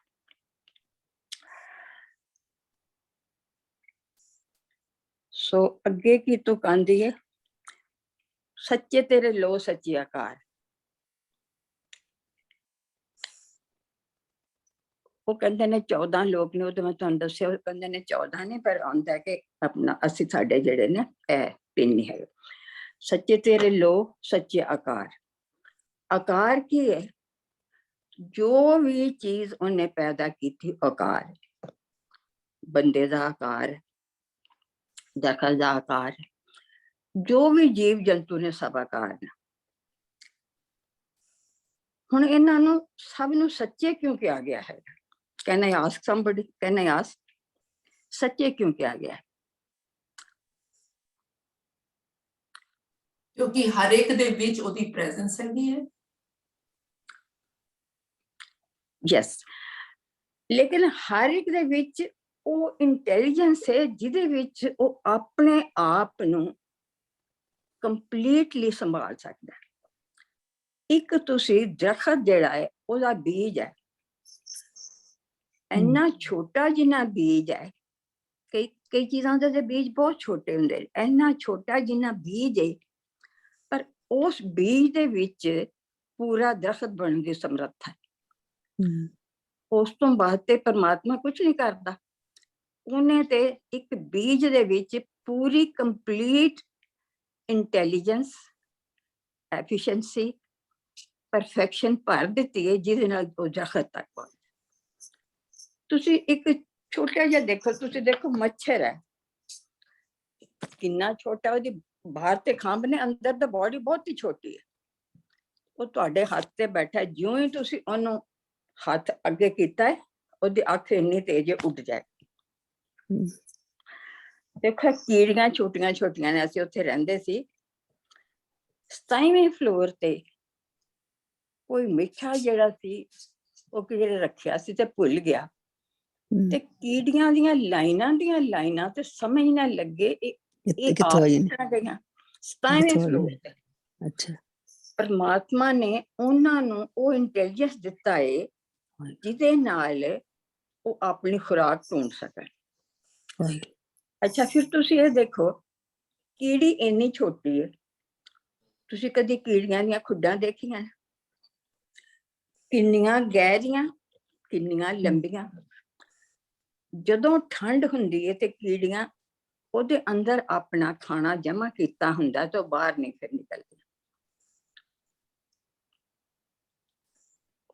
ਤੁਸੀਂ ਕਿਸੇ ਵੀ ਚੀਜ਼ ਨੂੰ ਕਹਿ ਦਿਓ ਕਿ ਉਹਦੇ ਹਰ ਚੀਜ਼ ਦੇ ਵਿੱਚ ਪਰਮਾਤਮਾ ਨੇ ਉਹ ਟੈਲੈਂਟ, ਉਹ ਗੁਣ, ਉਹ ਐਫੀਸ਼ੀਐਂਸੀ ਪਾ ਦਿੱਤੀ ਹੈ ਜਿਹਦੇ ਨਾਲ ਉਹ ਆਪਣੇ ਆਪ ਕੰਪਲੀਟਲੀ ਜਿਹੜਾ ਹੈ ਉਹ ਫਲ ਫੁੱਲ ਸਕਦਾ। ਸੋ ਜਿੰਨੇ ਵੀ ਆਕਾਰ ਬਣੇ ਨੇ, ਆਕਾਰ ਹੁਣ ਜਿਹੜਾ ਆਦਮੀ ਦਾ ਉਹ ਤੇ ਸਭ ਤੋਂ ਜਿਹੜਾ ਹੈਗਾ ਇੰਪੋਰਟੈਂਟ ਹੈ ਕਿ ਉਹਦੇ ਵਿੱਚ ਤੇ ਕੰਪਲੀਟ ਉਹਨੂੰ ਤੇ ਕਿਹਾ ਗਿਆ ਕਿ ਉਹ ਸਾਰੀਆਂ ਜੂਨਾਂ ਦਾ ਬਾਦਸ਼ਾਹ ਹੈ। ਸੋ ਉਹ ਵੀ ਨਾ ਕਿ ਬਈ कहते ना, अवर जून तेरी पनिहारी, इस युग में तेरी सरदारी, अवर जून तेरी पनिहारी। सो ਉਹਨੂੰ ਦੇ ਸਰਦਾਰ ਕਿਹਾ ਗਿਆ। ਉਹਦੇ ਅੰਦਰ ਇੰਨੀ ਐਫੀਸ਼ੀਐਂਸੀ, ਇੰਨੀ ਪਰਫੈਕਸ਼ਨ, ਇੰਨੀ ਟੈਲੈਂਟ, ਇੰਨੀ ਸਟਰੈਂਥ, ਇੰਨੀ ਵਿਜ਼ਡਮ ਪਾਈ ਹੈ ਕਿ ਬੰਦਾ ਆਪਣੇ ਆਪ ਨੂੰ ਰੱਬ ਬਣਾ ਸਕਦਾ। ਹੁਣ ਇਹ ਬੰਦੇ ਦੇ ਵੱਸ ਵਿੱਚ ਹੈ, ਉਹਦੀ ਚਾਇਸ ਹੈ, ਉਹ ਜਿਸ ਤਰ੍ਹਾਂ ਵੀ ਕਰਨਾ ਚਾਹੇ। ਪਰ ਭੈਣ ਜੀ ਮੈਨੂੰ ਇਹ ਨਹੀਂ ਸਮਝ ਆਉਂਦਾ, ਜਿਸਦਾ ਨਾ ਆਪਣੀ ਚੋਇਸ ਆਪਾਂ ਕਹਿੰਦੇ ਆ, ਪਰ ਆਪਣੇ ਥਾਟਸ ਤੇ ਸਾਡਾ ਕੰਟਰੋਲ ਤੇ ਹੁੰਦਾ ਨਹੀਂ, ਅਸੀਂ ਚਾਹੁੰਦੇ ਨਹੀਂ। ਬਹੁਤ ਅੱਛਾ, ਵੈਰੀ ਵੈਰੀ ਨਾਈਸ, ਬਹੁਤ ਅੱਛਾ, ਵੈਰੀ ਵੈਰੀ ਗੁੱਡ। ਹੁਣ ਇਹ ਵੇ ਥਾਟਸ ਤੇ ਕੰਟਰੋਲ ਕਿਸੇ ਬਾਹਰਲੇ ਤੇ ਕਰਨਾ ਨਹੀਂ। ਹਾਂਜੀ, ਰਾਤੀ ਕੱਲ ਮੇਰਾ ਬੇਟਾ ਛੋਟਾ ਆਇਆ ਸੀ, ਦੀਪੀ ਇੱਥੇ ਹੀ ਹੈ ਪਰ ਉਹ ਆਪਣੇ ਇੱਕ ਦੋਸਤ ਦੇ ਕੋਲ ਰਹਿ ਰਿਹਾ। ਤੋ ਕੱਲ ਆਇਆ ਹੋਇਆ ਸੀ, ਮੈਨੂੰ ਕਹਿੰਦਾ ਕਿ ਮੈਂ ਉਹਨੂੰ ਕਹਿੰਦੀ ਹੁੰਦੀ, ਇੱਕ ਉਹਨੇ ਨਾ ਸਕੂਲ ਜੁਆਇਨ ਕੀਤਾ, ਤੁਹਾਨੂੰ ਮੈਂ ਦੱਸਿਆ ਨਾ ਕਿ is very deeply into it. ਤੋ ਉਹਨੇ ਇੱਕ ਮਤਲਬ ਇਹ ਸਪਿਰਿਚੁਅਲ ਸਕੂਲ ਜੁਆਇਨ ਕੀਤਾ ਹੈ, ਇਹ ਯੰਗ ਮੁੰਡਿਆਂ ਦਾ ਹੈ, ਔਰ ਉਹ ਬੜੇ ਸਾਰੇ ਨਾ ਬੜੇ ਡੀਪਲੀ ਮਤਲਬ ਦੇ ਵਿੱਚ ਆਏ। ਤੋ ਇੱਕ ਮਤਲਬ ਲੜਕਾ ਸੀਗਾ, ਉਹ ਇੰਡੀਅਨ ਸੀ, ਬਸ ਬਹੁਤ ਸਾਰੇ ਤੇ ਆਪਣਾ ਹੈਗੇ ਨੇ, ਫੋਰਨਰ ਵੀ ਹੈਗੇ ਨੇ, ਪਰ ਉਹ ਇੰਡੀਅਨ ਸੀ। ਉਹਨੇ ਇਹਦੇ ਤੇ ਬੋਲਿਆ, ਬੇਸ ਤੇ ਉਹਦੀ ਸੀ ਆਪਣਾ ਇਹਦੀ ਬੁੱਧਾ ਦੀ, ਪਰ ਜਿਹੜਾ ਉਹਨੇ ਬੋਲਿਆ ਸਾਰਾ ਹੀ ਮਨ ਤੇ ਸੀ, ਸਾਰਾ ਮਤਲਬ ਇੱਕ ਮਨ ਹੀ ਜਿਹੜਾ ਹੈ, ਪੂਰੀ ਜਿਹੜੀ ਤਾਕਤ ਹੈ ਮਨ ਕੋਲ, ਪੂਰੀ ਤਾਕਤ ਮਨ ਕੋਲ। ਲੇਕਿਨ ਕਿਉਂਕਿ ਸਾਡੇ ਮਨ ਦੇ ਉੱਤੇ ਜਿਹੜੇ ਪੁਰਾਣੇ ਸੰਸਕਾਰ ਪਏ ਨੇ, ਜਿਹਨੂੰ ਅਸੀਂ ਕਹਿੰਦੇ ਹਾਂ ਇਸ ਮਨ ਕੋ ਮਤਲਬ ਜਨਮ ਕੇ ਮਨ ਲੱਗ ਗਈ, ਉਹ ਮੈਮਰੀਜ਼ ਜਿਹੜੀਆਂ ਨੇ ਉਹ ਇੰਨੀਆਂ ਸਟਰੋਂਗ ਨੇ ਕਿ ਬਾਰ-ਬਾਰ ਅੱਗੇ ਆਉਂਦੀਆਂ ਨੇ। ਹੁਣ ਜਿਹੜਾ ਮੈਂ ਬਾਰ-ਬਾਰ ਵਰਡ ਯੂਜ਼ ਕਰਦੀ ਹਾਂ ਅਵੇਅਰਨੈਸ, ਉਹਦਾ ਮਤਲਬ ਇਹ ਹੁੰਦਾ ਹੈ ਕਿ ਉਹ ਜਿਹੜੀਆਂ ਜਿਹਨੂੰ ਅਸੀਂ ਇਹਨੂੰ ਅਸੀਂ ਸਬਕੌਂਸ਼ੀਅਸ ਵੀ ਕਹਿ ਸਕਦੇ ਹਾਂ, ਸੰਸਕਾਰ ਵੀ ਕਹਿ ਸਕਦੇ ਹਾਂ। ਇਹ ਬੜੇ ਸਟਰੋਂਗ ਨੇ, ਇਹ ਬਾਰ-ਬਾਰ ਅੱਗੇ ਆਉਂਦੇ ਨੇ। ਅਸੀਂ ਕਿਉਂ ਡਰਦੇ ਕਿਉਂ ਆਏ ਨਾ? ਇਹ ਡਰ ਕਿੱਥੋਂ ਆਇਆ? ਉਹ ਤੇ ਨਿਰਭੈ, ਸੱਚ ਤੇ ਨਿਰਭੈ ਹੋਣਾ ਚਾਹੀਦਾ, ਪਰ ਨਹੀਂ, ਸਾਡੇ ਮਨਾਂ ਦੇ ਵਿੱਚ ਡਰ ਜਿਹੜਾ ਹੈਗਾ ਹੈ ਉਹ ਪੁਰਾਣੇ ਸੰਸਕਾਰਾਂ ਦਾ। ਲੇਕਿਨ ਹੁਣ ਉਹਨੇ ਸਾਨੂੰ ਇੰਨੀ ਅਕਲ ਵੀ ਦਿੱਤੀ ਹੈ ਕਿ ਇਹਦੇ ਵਿੱਚੋਂ ਨਿਕਲਣਾ ਕਿਵੇਂ। ਜਦੋਂ ਹੁਣ ਨਿਕਲਣਾ ਹੀ ਸਾਰੀ ਸਾਧਨਾ, ਨਿਕਲਣਾ ਹੀ ਸਾਰਾ, ਇਸ ਤੋਂ ਅੱਗੇ ਕੁਛ ਹੈ ਨਹੀਂ। ਇਹ ਨਾ ਮਨ ਤੋਂ ਜੋਤ ਸਰੂਪ ਹੈ, ਆਪਣਾ ਮੂਲ ਪਛਾਣ। ਸਿਰਫ ਇੰਨੀ ਲਾਈਨ ਬੋਲਣ ਦੇ ਨਾਲ ਜਿੰਨਾ ਚਿਰ ਅਸੀਂ ਮਨ ਨੂੰ ਕੌਨਸਟੈਂਟਲੀ ਦੇਖੋ, ਮੈਂ ਤੇ ਆਪਣੇ ਆਪ ਨਾਲ ਹੁਣ ਸਟੱਡੀ ਕਰਕੇ ਦੇਖਿਆ, ਸਮ ਟਾਈਮ ਕੋਈ ਪੁਰਾਣੀ ਮੈਮਰੀ ਆ ਜਾਏਗੀ। ਅੱਛਾ, ਹੁਣ ਇਹ ਸੀ ਕਿ ਪਹਿਲਾਂ ਤੇ ਕੋਈ ਪੁਰਾਣੀ ਮੈਮਰੀ ਆ ਜਾਏ ਤਾਂ ਐਨਾਲਾਈਜ਼ ਹੁੰਦੀ ਸੀ, ਜਿਹਦੀ ਆਈ ਉਹਦੇ ਤੇ ਗੁੱਸਾ ਆਇਆ, ਉਹਦੇ ਤੇ ਬਲੇਮ ਆਇਆ। ਹੁਣ ਜਦੋਂ ਆਈ, ਇਹ ਮਤਲਬ ਬਹੁਤ ਹੌਲੀ ਹੌਲੀ ਹੋਇਆ, ਇਹਨੇ ਬਹੁਤ ਲੰਬਾ ਟਾਈਮ ਲੱਗਾ। ਹੁਣ ਜਦੋਂ ਆਂਦੀ ਹੈ, ਆਏਗੀ, ਅਜੇ ਵੀ ਆਏਗੀ ਤੇ ਮੈਂ ਦੇਖਾਂਗੀ, ਦੇਖੋ ਮਨ ਦੀ ਹਾਲਤ ਹੈ ਕਿ ਉੱਥੇ ਕਿਸ ਤਰ੍ਹਾਂ ਜਿਹੜਾ ਹੈਗਾ ਇਹ ਸ਼ਿਫਟ ਹੋ ਕੇ ਚਲਾ ਗਿਆ। ਕੋਈ ਜ਼ਰੂਰਤ ਤੇ ਹੈ ਨਹੀਂ ਸੀ। ਹੁਣ ਜਦੋਂ ਮੈਂ ਉਸ ਵੇਲੇ ਮਨ ਦੀ ਉਸ ਦਸ਼ਾ ਨੂੰ ਪਕੜ ਲਿਆ ਤੇ ਅਗਲੀ ਵਾਰ ਮਨ ਜਿਹੜਾ ਉਹ ਹੌਲੀ ਹੌਲੀ ਉੱਥੋਂ ਲਿਫਟ ਹੁੰਦਾ ਜਾਏ। ਲੇਕਿਨ ਉਸ ਵੇਲੇ ਜਿਹੜਾ ਮੈਂ ਤੁਹਾਨੂੰ ਦੱਸ ਰਿਹਾ, ਜਿਹੜਾ ਮੈਂ ਲੈਕਚਰ ਸੁਣਿਆ, ਉਹਦੇ ਵਿੱਚ ਉਹਨੇ ਇੰਨੀ ਬਰੀਕੀ ਨਾਲ ਸਮਝਾਇਆ ਕਿ ਗੇਟ ਮਨ ਦਾ ਗੇਟ ਜਿਹੜਾ ਉਹ ਕਿੱਥੇ ਵੇ, ਉਸ ਗੇਟ ਨੂੰ ਪਾਰ ਕਿਵੇਂ ਕਰਨਾ। ਸਾਰਾ ਜਿਹੜਾ ਲੈਕਚਰ ਸੀ ਉਸ ਗੇਟ ਦੇ ਉੱਤੇ ਸੀ, ਮਨ ਦੇ ਗੇਟ ਤੇ। ਸੋ ਤੁਹਾਡੇ ਬੜਾ ਅੱਛਾ ਸਵਾਲ ਸੀ ਕਿ ਮਨ ਨੂੰ ਹੁਣ ਕੰਟਰੋਲ ਤੇ ਅਸੀਂ ਕਿਸੇ ਨੇ ਨਹੀਂ ਕਰਨਾ, ਮਨ ਨੂੰ ਤੇ ਅਸੀਂ ਕੰਟਰੋਲ ਕਰਨਾ। ਕਿਉਂ? ਕਿਸੇ ਹੋਰ ਕੋਲ ਇੰਨੀ ਅਕਲ ਨਹੀਂ ਕਿ ਮਨ ਨੂੰ ਕੰਟਰੋਲ ਕਿ ਆਪਣਾ ਇੱਕ ਐਨੀਮਲ ਕੰਟਰੋਲ ਕਰ ਸਕਦਾ, ਇੱਕ ਬੰਦਾ ਹੀ ਜਿਹੜਾ ਕੰਟਰੋਲ ਕਰ ਸਕਦਾ। ਫਿਰ ਤਾਈਓ ਤਾਂ ਉਹਨੂੰ ਕਹਿੰਦੇ ਨੇ ਕਿ ਤੂੰ ਤੇ ਆਪਣਾ ਸਾਰੀਆਂ ਜੂਨਾਂ ਦਾ ਜਿਹੜਾ ਹੈਗਾ ਉਹ ਬਾਦਸ਼ਾਹ ਹੈਗਾ। ਮੈਂ ਜੇ ਤੂੰ ਬਾਦਸ਼ਾਹ ਹੈ ਤੇ ਫਿਰ ਬਾਦਸ਼ਾਹਾਂ ਵਾਲੇ ਕੰਮ ਵੀ ਤੇ ਕਰੇਗਾ ਤਾਂ ਹੀ ਹੈ ਨਾ। ਫਿਰ ਤੇ ਜੇ ਤੂੰ ਫਿਰ ਫਕੀਰਾਂ ਵਾਲੇ ਕੰਮ ਕਰੇਗਾ ਤਾਂ ਫਿਰ ਬਾਦਸ਼ਾਹ ਕਿਵੇਂ ਹੋਏਗਾ? ਤਾਂ ਇਹ ਸਾਰੀ ਜਿਹੜੀ ਸਾਡੀ ਸਾਧਨਾ ਹੈ ਨਾ ਗੁਰਬਾਣੀ ਦੀ, ਉਹ ਇਹ ਹੈ ਕਿ ਅਸੀਂ ਗੁਰਬਾਣੀ ਦੇ ਗਹਿਰਾਈ ਵਿੱਚ ਜਾ ਕੇ ਆਪਣੇ ਆਪ ਨੂੰ ਉਹਦੇ ਤੋਂ ਕਿਵੇਂ ਕੱਢੀਏ। ਹੁਣ ਤੁਸੀਂ ਦੇਖੋ, ਗੁਰੂ ਨਾਨਕ ਦੇਵ ਜੀ ਨੇ ਦੇਖਿਆ ਕਿ ਕੀ ਕੁਰੀਤੀਆਂ ਨੇ ਜਦੋਂ ਹੋ ਆਏ, ਉਹਨਾਂ ਨੇ ਦੇਖ ਕੇ ਉਹਨਾਂ ਦਾ ਇੰਟੈਲੀਜੈਂਸ ਇੰਨਾ ਹਾਈ ਸੀ, ਇੰਨਾ ਉੱਚਾ। ਉੱਤੇ ਕਹਿੰਦੇ ਖੈਰ ਉੱਤੇ ਕਹਿੰਦੇ ਨਾ ਆਪ ਕਲਾ ਤਾਰ ਕਾਲ ਮੈਂ ਜਗ ਮੇ ਪਰਵਰਿਆ। ਤੇ ਲੇਕਿਨ ਅਸੀਂ ਜੇ ਲਈਏ ਤੇ ਉਹਨਾਂ ਦੇ ਜੀਵਨ ਨੂੰ ਦੇਖੋ, ਉਹਨਾਂ ਨੇ ਸੰਸਾਰ ਦੇ ਦੁੱਖ ਨੂੰ ਦੇਖ ਕੇ ਆਪਣਾ ਸਾਰਾ ਜੀਵਨ ਜਿਹੜਾ ਸੀ ਉਸ ਦੁੱਖ ਨੂੰ ਮਿਟਾਉਣ ਤੇ ਲਗਾ ਦਿੱਤਾ। ਹੁਣ ਅਸੀਂ ਐਟਲੀਸਟ ਆਪਣੇ ਦੁੱਖ ਨੂੰ ਤਾਂ ਮਿਟਾ ਲਈਏ, ਸਾਰੇ ਸੰਸਾਰ ਦੇ ਦੁੱਖ ਨੂੰ ਤਾਂ ਨਹੀਂ ਮਿਟਾ ਸਕਦੇ। ਸਾਡਾ ਸਭ ਤੋਂ ਦੁੱਖ ਵੱਡਾ ਕੀ ਹੈ ਕਿ ਮਨ ਤੇ ਕੰਟਰੋਲ। ਸੋ ਇਹ ਮਨ ਨੂੰ ਕਹਿੰਦੇ ਨੇ ਕਿ ਸਮਝ ਕੇ ਜਦੋਂ ਸਮਝਾਂਗੇ, ਇਹਦੀ ਸਮਝ ਬਹੁਤ ਮੁਸ਼ਕਿਲ ਹੈ, ਬਹੁਤ ਬਰੀਕ ਹੈ, ਬਹੁਤ ਸੂਖਮ ਹੈ। ਪਰ ਜੇ ਅਸੀਂ ਬਾਣੀ ਨੂੰ ਸੂਖਮਤਾ ਨਾਲ ਸੁਣਦੇ ਰਹੀਏ ਤੇ ਉਹਦਾ ਅਸਰ ਜ਼ਰੂਰ ਹੁੰਦਾ। ਸੋ ਡੋਲੀ ਜੀ, ਇਹਦਾ ਸਿਰਫ ਤਰੀਕਾ ਇਹ ਹੈ ਕਿ we are very aware and we are always thinking ਕਿ ਅਸੀਂ ਪਰਮਾਤਮਾ ਦਾ ਰੂਪ ਹਾਂ। ਸਾਡੇ ਵਿੱਚੋਂ ਸਾਰੇ ਗੁਣ ਨੇ, ਸਾਡੇ ਵਿੱਚੋਂ ਐਫੀਸ਼ੀਐਂਸੀ ਹੈ, ਸਾਡੇ ਵਿੱਚ ਸਾਰਾ ਪੋਟੈਂਸ਼ੀਅਲ ਹੈ। we can do it। ਅੱਗੇ ਮੈਂ ਇੱਕ ਵਾਰੀ ਮਿਸਾਲ ਦਿੱਤੀ ਸੀ ਕਿ ਇੱਕ ਵਾਰੀ ਮੈਂ ਆਪਣੀ ਬੇਟੀ ਨੂੰ ਦਾਖਲ ਕਰਾਉਣ ਗਈ ਸਕੂਲ, ਤੇ ਉੱਥੇ ਪ੍ਰਿੰਸੀਪਲ ਜਿਹੜੀ ਸੀ ਉਹ ਇੱਕ ਬੱਚੇ ਨੂੰ ਲਿਖਵਾ ਰਹੀ ਸੀ ਉਹਦਾ ਹੱਥ ਪਕੜ ਕੇ। ਤਾਂ ਟੀਚਰ ਨੇ ਸ਼ਿਕਾਇਤ ਕੀਤੀ ਕਿ ਬੱਚਾ ਬੜਾ ਨਲਾਇਕ ਹੈ, ਇਹਨੂੰ ਲਿਖਣਾ ਨਹੀਂ ਆਉਂਦਾ। ਪ੍ਰਿੰਸੀਪਲ ਆਪਣੀ ਪੈਨਸਲ ਦੇ ਨਾਲ ਉਹਦੇ ਹੱਥ ਨੂੰ ਖਿਲਾ ਰਹੀ ਸੀ। ਤਾਂ ਉਹਨੂੰ ਕਹਿ ਰਹੀ ਸੀ who did it, you did it, you wrote it। ਉਹਨੂੰ ਕੌਨਫੀਡੈਂਸ ਦਿਵਾ ਰਹੀ ਸੀ ਕਿ ਤੂੰ ਕੀਤਾ, ਤੂੰ ਕਰ ਸਕਣਾ। ਸੋ ਪਰਮਾਤਮਾ ਕਹਿੰਦਾ ਤੂੰ ਕਰ ਸਕਣਾ, ਮੈਂ ਤੇਰੇ ਵਿੱਚ ਉਹ ਸਾਰੀ ਅਕਲ ਪਾਈ ਹੈ, ਸਾਰਾ ਪੋਟੈਂਸ਼ੀਅਲ ਪਾਇਆ, ਤੂੰ ਦੱਸ ਕੀ ਨਹੀਂ ਪਾਇਆ ਹੈ, ਤੂੰ ਹੋਰ ਜੋ ਮੰਗਣਾ ਉਹ ਵੀ ਮੈਂ ਦੇ ਦੇਣਾ। ਸੋ ਸਾਰੀ ਜਿਹੜੀ ਸਾਡੀ ਸਾਧਨਾ ਜਿਹੜਾ ਕੰਮ ਹੈ ਉਹ ਤੇ ਇਹਦੇ ਤੇ ਹੀ ਹੈ ਫਿਰ ਹੌਲੀ ਹੌਲੀ ਅਸੀਂ ਆਪਣੇ ਜੀਵਨ ਨੂੰ ਦੇਖਣਾ ਹੈ ਵੀ ਅੱਗੇ ਨਾਲੋਂ ਕਿੰਨਾ ਕੁ ਬਦਲਿਆ ਹੈਗਾ, ਅੱਗੇ ਨਾਲੋਂ ਕਿੰਨਾ ਕੁ ਬਦਲਿਆ ਹੈਗਾ। ਜਦੋਂ ਮੈਨੂੰ ਆਪਣੇ ਆਪ ਨੂੰ ਸਟੱਡੀ ਕਰਨਾ ਆ ਗਿਆ, ਦੇਖਣਾ ਆ ਗਿਆ, ਤੇ ਸਿਰਫ ਉਦੋਂ ਹੀ ਚੇਂਜ ਆਉਂਦਾ, ਨਹੀਂ ਤਾਂ ਹੋਰ ਕੋਈ ਤਰੀਕਾ ਚੇਂਜ ਦਾ। There is no such thing as magic. Sorry अच्छा। हाँ जी, बहुत अच्छा, बहुत अच्छा। ਸੋ ਸਾਰੀ ਸਾਧਨਾ ਸਾਡੀ ਇਹਦੇ ਤੇ ਹੈ। ਜਦੋਂ ਅਸੀਂ ਬਾਣੀ ਨੂੰ ਗਹਿਰਾਈ ਦੇ ਨਾਲ ਸਮਝਾਂਗੇ ਤੇ ਇਹ ਚੇਂਜ ਜਿਹੜਾ ਆਪਣੇ ਆਪ ਆਏਗਾ। ਸੋ ਅੱਛਾ ਸਵਾਲ ਤੁਸੀਂ ਕਰੋ, ਬਹੁਤ ਅੱਛਾ ਲੱਗਦਾ, ਕਿਉਂਕਿ ਸਵਾਲ ਦੇ ਵਿੱਚੋਂ ਫਿਰ ਮੈਨੂੰ ਉਹਨੂੰ ਇਲੈਬੋਰੇਟ ਕਰਨ ਦਾ ਮੌਕਾ ਮਿਲ ਜਾਂਦਾ। ਸੋ ਕਿੱਥੇ ਸਾਂ ਅਸੀਂ? ਮੈਨੂੰ ਭੁੱਲ ਜਾਂਦਾ ਫਿਰ। मन चेंज करना किस तरह का सच्चे समझे? तेरे लो सच्चे आका। हाँ, सच्चे तेरे लो सच्चे आकार, आकार तक हो गया ना। अगे की है? सच्चे तेरे करने सर्व विचार, सच्चे तेरे करने सर्व विचार। और ये फिर जो उन्हें कीता है, कीता करना सर्व विचार, जो उन्हें कीता है वो तेरी रजा ते है।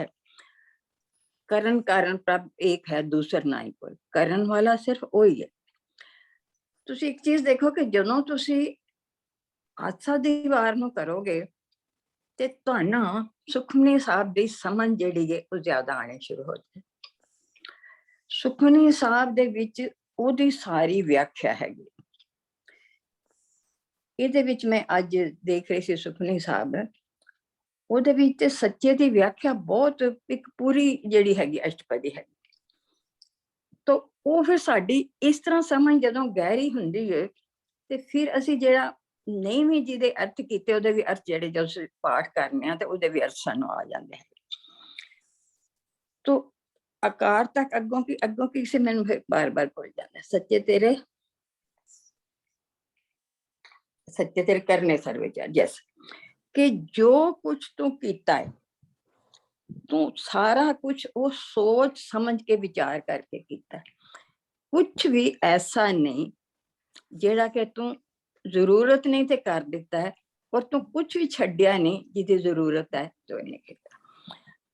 ਤੁਸੀਂ ਦੇਖੋ ਸੰਸਾਰ ਨੂੰ ਬਣਾਉਣ ਤੋਂ ਪਹਿਲਾਂ ਉਹਨੇ ਇੰਨਾ এনवायरमेंट ਜਿਹੜਾ ਅਨੁਕੂਲ ਕਰ ਦਿੱਤਾ, ਹਵਾ, ਪਾਣੀ, ਅੱਗ, ਇਹ ਤਿੰਨ ਚੀਜ਼ਾਂ ਜੀਵਨ ਨੂੰ ਮੇਨਟੇਨ ਕਰਨ ਵਾਸਤੇ ਜ਼ਰੂਰੀ ਹੈ। ਇਨਸਾਨ ਨੂੰ ਬਣਾਉਣ ਤੋਂ ਪਹਿਲਾਂ ਇਹ ਕਰਤਾ, ਫਿਰ ਉਹਨੇ ਸਾਰੇ ਤਰੀਕੇ ਕੇ ਇਨਸਾਨ, ਮੇਰਾ ਜਿਹੜਾ ਇਨਸਾਨ ਹੈ, ਮੇਰਾ ਜਿਹੜਾ ਬੱਚਾ ਸੰਸਾਰ ਤੇ ਜਾਏ ਤਾਂ ਉਹਨੂੰ ਕਿਸੇ ਕਿਸਮ ਦੇ ਥੋੜ ਨਾ ਆਏ ਕਿ ਇਹ ਜਿਹੜਾ ਕਿ ਉਹਨੇ ਪੋਸੀਬਲ ਨਹੀਂ ਬਣਾਇਆ। ਤੁਸੀਂ ਦੇਖੋ ਕੋਈ ਚੀਜ਼ ਹੈ ਜਿਹੜੀ ਪੋਸੀਬਲ ਨਹੀਂ ਬਣਾਈ। ਅੱਜ ਦੇਖੋ ਅਸੀਂ ਘਰਾਂ 'ਚ ਬੈਠੇ ਕਿੰਨਾ ਹਰ ਚੀਜ਼ ਦੀ ਅਵੇਲੇਬਿਲਿਟੀ ਹੈ, ਹਰ ਚੀਜ਼ ਨੂੰ ਅਸੀਂ ਇੰਜੋਏ ਕਰ ਰਹੇ ਹਾਂ, ਕਿਸੇ ਚੀਜ਼ ਦੀ ਥੋੜ ਨਹੀਂ। तो ਇਹ ਕਿੰਨੇ ਕ੍ਰੀਏਟ ਕੀਤਾ ਸਾਰਾ ਕੁਝ? ਇਹ ਉਹਨੇ ਕੀਤਾ। ਇਹ ਕਰਨ ਤੋਂ ਪਹਿਲਾਂ ਇਨਸਾਨ ਨੂੰ ਕ੍ਰੀਏਸ਼ਨ ਕਰਨ ਤੋਂ ਪਹਿਲਾਂ ਉਹਨੇ ਸਾਰਾ ਕੁਝ ਜਿਹੜਾ ਸੀ ਵਿਚਾਰ ਕਰਕੇ ਬਣਾਇਆ ਤਾਂ ਕਿ ਮੇਰੀ ਜਿਹੜੀ ਕ੍ਰੀਏਸ਼ਨ ਹੈ, ਮੇਰੇ ਜਿਹੜੇ ਬੱਚੇ ਹੈਗੇ ਨੇ, ਉਹਨਾਂ ਨੂੰ ਜੇ ਇੱਕ ਬਾਪ ਹੁੰਦਾ ਨਾ ਤੇ ਮਾਂ-ਬਾਪ ਹੁੰਦੇ ਨੇ, ਉਹ ਕਹਿੰਦੇ ਸਾਡੇ ਬੱਚੇ ਨੂੰ ਸਾਰੇ ਸੁੱਖ ਮਿਲਣ। ਹੁਣ ਜੇ ਬੱਚਾ ਜਿਹੜਾ ਹੈ ਉਹ ਆਪ ਹੀ ਮਿਹਨਤ ਨਾ ਕਰੇ ਤਾਂ ਫਿਰ ਉਹਨੂੰ ਸੁੱਖ ਨਹੀਂ ਮਿਲੇਗਾ। पर माँ बाप ने तो सारे सुख के साधन बनाए ने, परमात्मा ने साडे सुख के सारे साधन बनाए। हुण साडी की ड्यूटी बनती है वो असी समझने, साडी की ड्यूटी बनती है। देखो जिन्हें सानू सहूलतां मिलियां ने इन्नियां होर किसी स्पेशीज ते नहीं मिलियां हैं। सच्चा तेरा हुक्म सच्चा फरमान, सच्चा तेरा हुक्म सच्चा फरमान। अच्छा हुण हुक्म की है? देखो ਅਸੀਂ ਜਪਜੀ ਸਾਹਿਬ ਦੇ ਇਹਦੀ ਨਾ ਬਹੁਤ ਜ਼ਿਆਦਾ ਇਹਦੇ ਵਿੱਚ ਬਾਣੀ ਦਾ ਬਾਣੀ ਨਾਲ ਮੈਂ ਦੇਖਿਆ ਹੈਗਾ ਵੇ ਇਹ ਵਿਆਖਿਆ ਹੁੰਦੀ ਹੋ ਜਾਂਦੀ ਹੈ। ਤੁਸੀਂ ਅਸੀਂ ਦੇਖਣਾ ਹੁਕਮ ਰਾਹੀਂ ਚੱਲਣਾ ਨਾਨਕ ਲਿਖਿਆ ਨਾ। ਲੇਕਿਨ ਇੱਕ ਚੀਜ਼ ਮੈਂ ਬੇਨਤੀ ਕਰਾਂਗੀ ਸਾਰੀ ਸੰਗਤ ਅੱਗੇ ਕਿ ਅਸੀਂ ਉਸ ਸ਼ਬਦ ਤੱਕ ਲਿਮਿਟਡ ਨਾ ਰਹਿ ਜਾਈਏ ਜਿੰਨਾ ਕਿ ਉਸ ਤੁਕ ਦੇ ਨਾਲ ਉਹਨੂੰ ਅਸੀਂ ਸਾਰਾ ਆਪਣੇ ਸਾਰੇ ਜੀਵਨ ਦੇ ਨਾਲ ਜਿਹੜਾ ਹੈਗਾ ਉਹ ਲਗਾਈਏ। ਇਸੇ ਕਰਕੇ ਅਸੀਂ ਖੋਲ ਰਹੇ ਹਾਂ। ਹੁਣ ਤੇਰਾ ਹੁਕਮ ਕੀ ਹੈ? ਹੁਕਮ ਇਹ ਨਹੀਂ ਕਿ ਉਹ ਕੋਈ ਡਿਕਟੇਟਰ ਹੈ ਕਿ ਹੁਕਮ ਕਰਦਾ ਕਿ ਤੁਸੀਂ ਹੁਣ ਇਸ ਤਰ੍ਹਾਂ ਕਰ ਲਓ, ਹੁਣ ਇਸ ਤਰ੍ਹਾਂ ਕਰ ਲਓ, ਇਸ ਤਰ੍ਹਾਂ ਕਰ ਲਓ। ਉਹਦਾ ਹੁਕਮ ਹੈ ਕਰਮ ਜਾਈ ਚੱਲਣਾ। ਕਿ ਜੋ ਕੁਝ ਹੋ ਰਿਹਾ, ਦੇਖੋ ਮੈਂ ਉਹਦੇ ਵਿੱਚ ਕਹਾਂਗੀ ਕਿ ਇਹ ਦੁੱਖ ਮੈਨੂੰ ਕਿਉਂ ਆਇਆ, ਠੀਕ ਹੈ ਨਾ, ਇਹ ਮੇਰੇ ਨਾਲ ਕਿਉਂ ਹੋਇਆ ਹੈ, ਉਹਨੇ ਮੇਰੇ ਨਾਲ ਦੁਸ਼ਮਣ, ਉਹਨੇ ਮੇਰੇ ਕੋਲ ਇਹ ਚੀਜ਼ ਕਿਉਂ ਲੈ ਲਈ। ਲੇਕਿਨ ਇਹ ਜੋ ਸਭ ਕੁਝ ਚੱਲ ਰਿਹਾ ਹੈਗਾ ਏ, ਸਾਨੂੰ ਜੋ ਗਲਤ ਲੱਗਦਾ ਉਹ ਸਭ ਠੀਕ ਹੈ। ਇਹ ਉਹਦਾ ਹੁਕਮ ਹੈ, ਉਹਦਾ ਭਾਣਾ ਹੈ, ਉਹਦੀ ਰਜ਼ਾ, ਜਿਹੜੀ ਕਿ ਕਿਸੇ ਸੱਚਾਈ ਦੇ ਉੱਤੇ ਬੇਸਡ, ਕਿਸ ਸੱਚਾਈ ਦੇ ਉੱਤੇ ਬੇਸਡ, ਮੇਰੇ ਪਿਛਲੇ ਕਰਮਾਂ ਦੇ ਉੱਤੇ, ਮੇਰੇ ਇਸ ਜਨਮ ਦੇ ਕਰਮਾਂ ਦੇ ਉੱਤੇ। ਮੇਰੇ ਜਿਹੜੇ ਦੁੱਖ ਨੇ ਉਹਨਾਂ ਦੀ ਵਜ੍ਹਾ ਹੈ, ਉਹ ਕਾਜ਼ ਹੈ। ਲੇਕਿਨ ਉਹਦੇ ਵਾਸਤੇ ਮੈਂ ਆਪਣੇ ਆਪ ਨੂੰ ਕੋਸਣਾ ਨਹੀਂ ਹੈਗਾ। ਜਿਹੜੀ ਮੇਰੇ ਕੋਲ ਗਲਤੀ ਹੋਣੀ ਸੀ ਹੋ ਗਈ, ਹੁਣ ਮੈਨੂੰ ਮੌਕਾ ਮਿਲਿਆ, ਮਾਨਵ ਜਨਮ ਦੇ ਲੰਬ ਹੈ, ਮਾਨਵ ਜਨਮ ਮਿਲਿਆ, ਹੁਣ ਮੈਂ ਉਹਨੂੰ ਸੁਧਾਰ ਸਕਦੀ। ਤਾਂ ਉਹਦਾ ਹੁਕਮ ਕੀ ਹੈ, ਉਹਦਾ ਕਾਨੂੰਨ। ਹੁਣ ਜਿਹੜਾ ਕਰਮ ਹੈ, ਹਾਂਜੀ, ਸੱਚਾ ਤੇਰਾ ਕਰਮ, ਸੱਚਾ ਨਿਸ਼ਾਨ। ਯਸ। तो हुक्म की गए, हुक्म ये वे कि जो मेरा कानून है वो तो मनना। मेरा कानून है कि मैं पैदा भी करना है और मैं ले भी जाना, ये तो मेरा हुक्म, ये मेरा कानून। मैं जो कर रहा अपने कानून नाल कर रहा, मेरा कानून पक्का है, और जो पक्का है वो मेरे वो दुनिया दे भले वास्ते है। देखो कोई बंदा, फर्ज करो कोई बंदा बुढ़ा हो जाए, इन्ना बुढ़ा हो जाए, इन्ना बुढ़ा हो जाए, मरे ही ना, तुसीं देखो जी की हालत होंदी है। ਅਸੀਂ ਜਦੋਂ ਇੰਨੇ ਬਹੁਤ ਬੁੱਢੇ ਹੋ ਜਾਂਦੇ ਅਸੀਂ ਕਹਿੰਦੇ ਹਾਂ ਹੁਣ ਤੇ ਬਸ ਪਰਮਾਤਮਾ ਬਹੁਤ ਹੋ ਗਿਆ, ਹੁਣ ਅਸੀਂ ਜਾਣਾ ਚਾਹੁੰਦੇ। ਸੋ ਇੱਕ ਉਹਨੇ ਜੋ ਕੀਤਾ ਹੈ, ਕਰਦਾ ਹੈ, ਉਹਦੇ ਵਿੱਚ ਸਾਰੇ ਦੇ ਵਿੱਚ ਇੰਟੈਲੀਜੈਂਸ, ਵਿਜ਼ਡਮ ਭਰੀ ਹੋਈ ਹੈ। ਜੋ ਕਰਦਾ ਠੀਕ ਕਰਦਾ। ਸੋ ਜੋ ਵੀ ਉਹ ਕਰਦਾ ਅਸੀਂ ਇਹ ਸਮਝ ਲਈਏ ਕਿ ਇਹਦੇ ਵਿੱਚ ਕੋਈ ਗਲਤੀ ਨਹੀਂ, ਇਹ ਠੀਕ ਹੈ। ਲੇਕਿਨ ਇਹ ਵੀ ਜ਼ਰੂਰ ਹੈ ਅਸੀਂ ਉਹਦੇ ਅੱਗੇ ਅਰਦਾਸ ਵੀ ਜ਼ਰੂਰ ਕਰਨੀ, ਅਰਦਾਸ ਵੀ ਤੇ ਉਹਦੇ ਅੱਗੇ ਕਰਨੀ, ਹੋਰ ਕਿਹਦੇ ਅੱਗੇ ਕਰੀਏ। ਜਦੋਂ ਅਸੀਂ ਅਰਦਾਸ ਕਰੀਏ ਉਹੀ ਦੁੱਖ ਜਿਹੜਾ ਹੈਗਾ ਵੇ, ਇੱਕ ਤੇ ਉਹਨੂੰ ਬਰਦਾਸ਼ਤ ਕਰਨ ਦੀ ਸ਼ਕਤੀ ਬੜੀ ਆ ਜਾਂਦੀ ਹੈ, ਦੂਸਰਾ ਉਹ ਕਹਿੰਦੇ ਨੇ ਕਿ ਸੂਲੀ ਤੋਂ ਸੂਲ ਹੋ ਜਾਂਦੀ। ਉਹ ਦੁੱਖ ਜਿਹੜਾ ਹੈਗਾ ਵੇ ਉਹ ਕਿਸ ਤਰ੍ਹਾਂ ਕੱਟਿਆ ਜਾਂਦਾ, ਕਈ ਵਾਰੀ ਸਾਨੂੰ ਸਮਝ ਹੀ ਨਹੀਂ ਆਉਂਦੀ ਹੈਗੀ। ਇੱਕ ਪਰਮਾਤਮਾ ਤੇ ਵਿਸ਼ਵਾਸ ਦੀ ਇੱਕ ਛੋਟੀ ਜਿਹੀ ਮੈਂ ਤੁਹਾਨੂੰ ਘਟਨਾ ਦੱਸਣੀ ਆ, ਜਿਹੜੀ ਕਿ ਸ਼ਾਇਦ ਤੁਸੀਂ ਵੀ ਸੁਣੀ ਹੋਏਗੀ। ਮਸਕੀਨ ਜੀ ਅਕਸਰ ਹੀ ਉਹਨੂੰ ਐਕਸਪਲੇਨ ਕਰਦੇ ਨੇ। ਇੱਕ ਹਿੰਦੂ ਆਦਮੀ ਸੀ, ਉਹਦਾ ਨਾਮ ਸੀ ਵਸੂ। ਉਹ ਸਾਇੰਟਿਸਟ ਸੀ, ਪਤਾ ਨਹੀਂ ਹੁਣ ਹੈ ਕਿ ਨਹੀਂ, ਉਹ ਸਾਇੰਟਿਸਟ ਸੀ। ਤੇ ਉਹਨੇ ਆਪ ਆਪਣੀ ਐਕਸਪਲੇਨ ਕੀਤੀ ਸੀ ਕਹਾਣੀ। ਤੇ ਉਹਨੂੰ ਕੈਂਸਰ ਹੋ ਗਿਆ, ਹਿੰਦੂ ਸੀ, ਉਹਨੂੰ ਕੈਂਸਰ ਹੋ ਗਿਆ। ਉਹਦਾ ਕੋਈ ਵਿਸ਼ਵਾਸ ਨਹੀਂ ਸੀ ਆਪਣਾ ਗੁਰਬਾਣੀ ਤੇ। ਉਹਦੀ ਵਾਈਫ ਦਾ ਬੜਾ ਵਿਸ਼ਵਾਸ ਸੀ। ਉਹਨੇ ਕਿਹਾ ਅੰਮ੍ਰਿਤਸਰ ਚੱਲੀ, ਉਹਨੇ ਕਿਹਾ ਨਹੀਂ ਮੈਂ ਨਹੀਂ ਜਾਣਾ। ਉਹਨਾਂ ਨੇ ਕਿਹਾ ਨਹੀਂ ਤੂੰ ਕੋਈ ਹਰਜ ਨਹੀਂ, ਚੱਲ। ਕਹਿੰਦੇ ਨੇ ਸ਼ੁਰੂ ਦੇ ਵਿੱਚ ਇੱਕ, ਮੈਨੂੰ ਤਾਂ ਪਤਾ ਨਹੀਂ, ਕਹਿੰਦੇ ਨੇ ਛੋਟਾ ਜਿਹਾ ਕਮਰਾ ਹੈਗਾ ਵੇ, ਉਹ ਉਹਨਾਂ ਨੇ ਲੈ ਲਿਆ ਔਰ ਉੱਥੇ ਉਹਨਾਂ ਨੇ ਅਖੰਡ ਪਾਠ ਰਖਵਾ ਦਿੱਤਾ। ਤੋ ਅਖੰਡ ਪਾਠ ਕਰਦਿਆਂ ਤਾਂ ਬਿਲਕੁਲ ਉੱਠ ਨਹੀਂ ਸੀ ਸਕਦਾ, ਉਹ ਲੇਟਿਆ ਸੀ। ਹੁੰਦਿਆਂ ਹੌਲੀ ਹੌਲੀ ਉਹ ਬੈਠਣਾ ਸ਼ੁਰੂ ਹੋ ਗਿਆ। ਜਿਸ ਵੇਲੇ ਅਰਦਾਸ ਹੋਈ ਅਖੰਡ ਪਾਠ ਦੀ ਤੇ ਉਹ ਖੜਾ ਹੋ ਗਿਆ। ਉਹ ਬੜਾ ਹੈਰਾਨ ਹੋਇਆ। ਮਤਲਬ ਹੁਣ ਇਹ ਕਿ ਇਹ ਹੁਣ ਤੁਸੀਂ ਮਿਰੇਕਲ ਕਹਿ ਲਓ, ਕੁਛ ਵੀ ਕਹਿ ਲਓ, ਲੇਕਿਨ ਸਮ ਟਾਈਮ ਇਟ ਹੈਪਨ, ਜਦੋਂ ਸਾਡਾ ਫੇਥ ਇੰਨਾ ਸਟਰੋਂਗ ਹੋਏ ਤਾਂ ਸਮ ਟਾਈਮ ਹੈਪਨ। ਦੈਨ ਘਰ ਗਿਆ, ਡਾਕਟਰ ਨੂੰ ਦਿਖਾਇਆ ਐਂਡ ਡਾਕਟਰ ਨੇ ਕਿਹਾ ਕਿ ਤੁਹਾਡਾ ਕੈਂਸਰ ਠੀਕ ਹੋ ਗਿਆ, ਕੈਂਸਰ ਹੈ ਹੀ।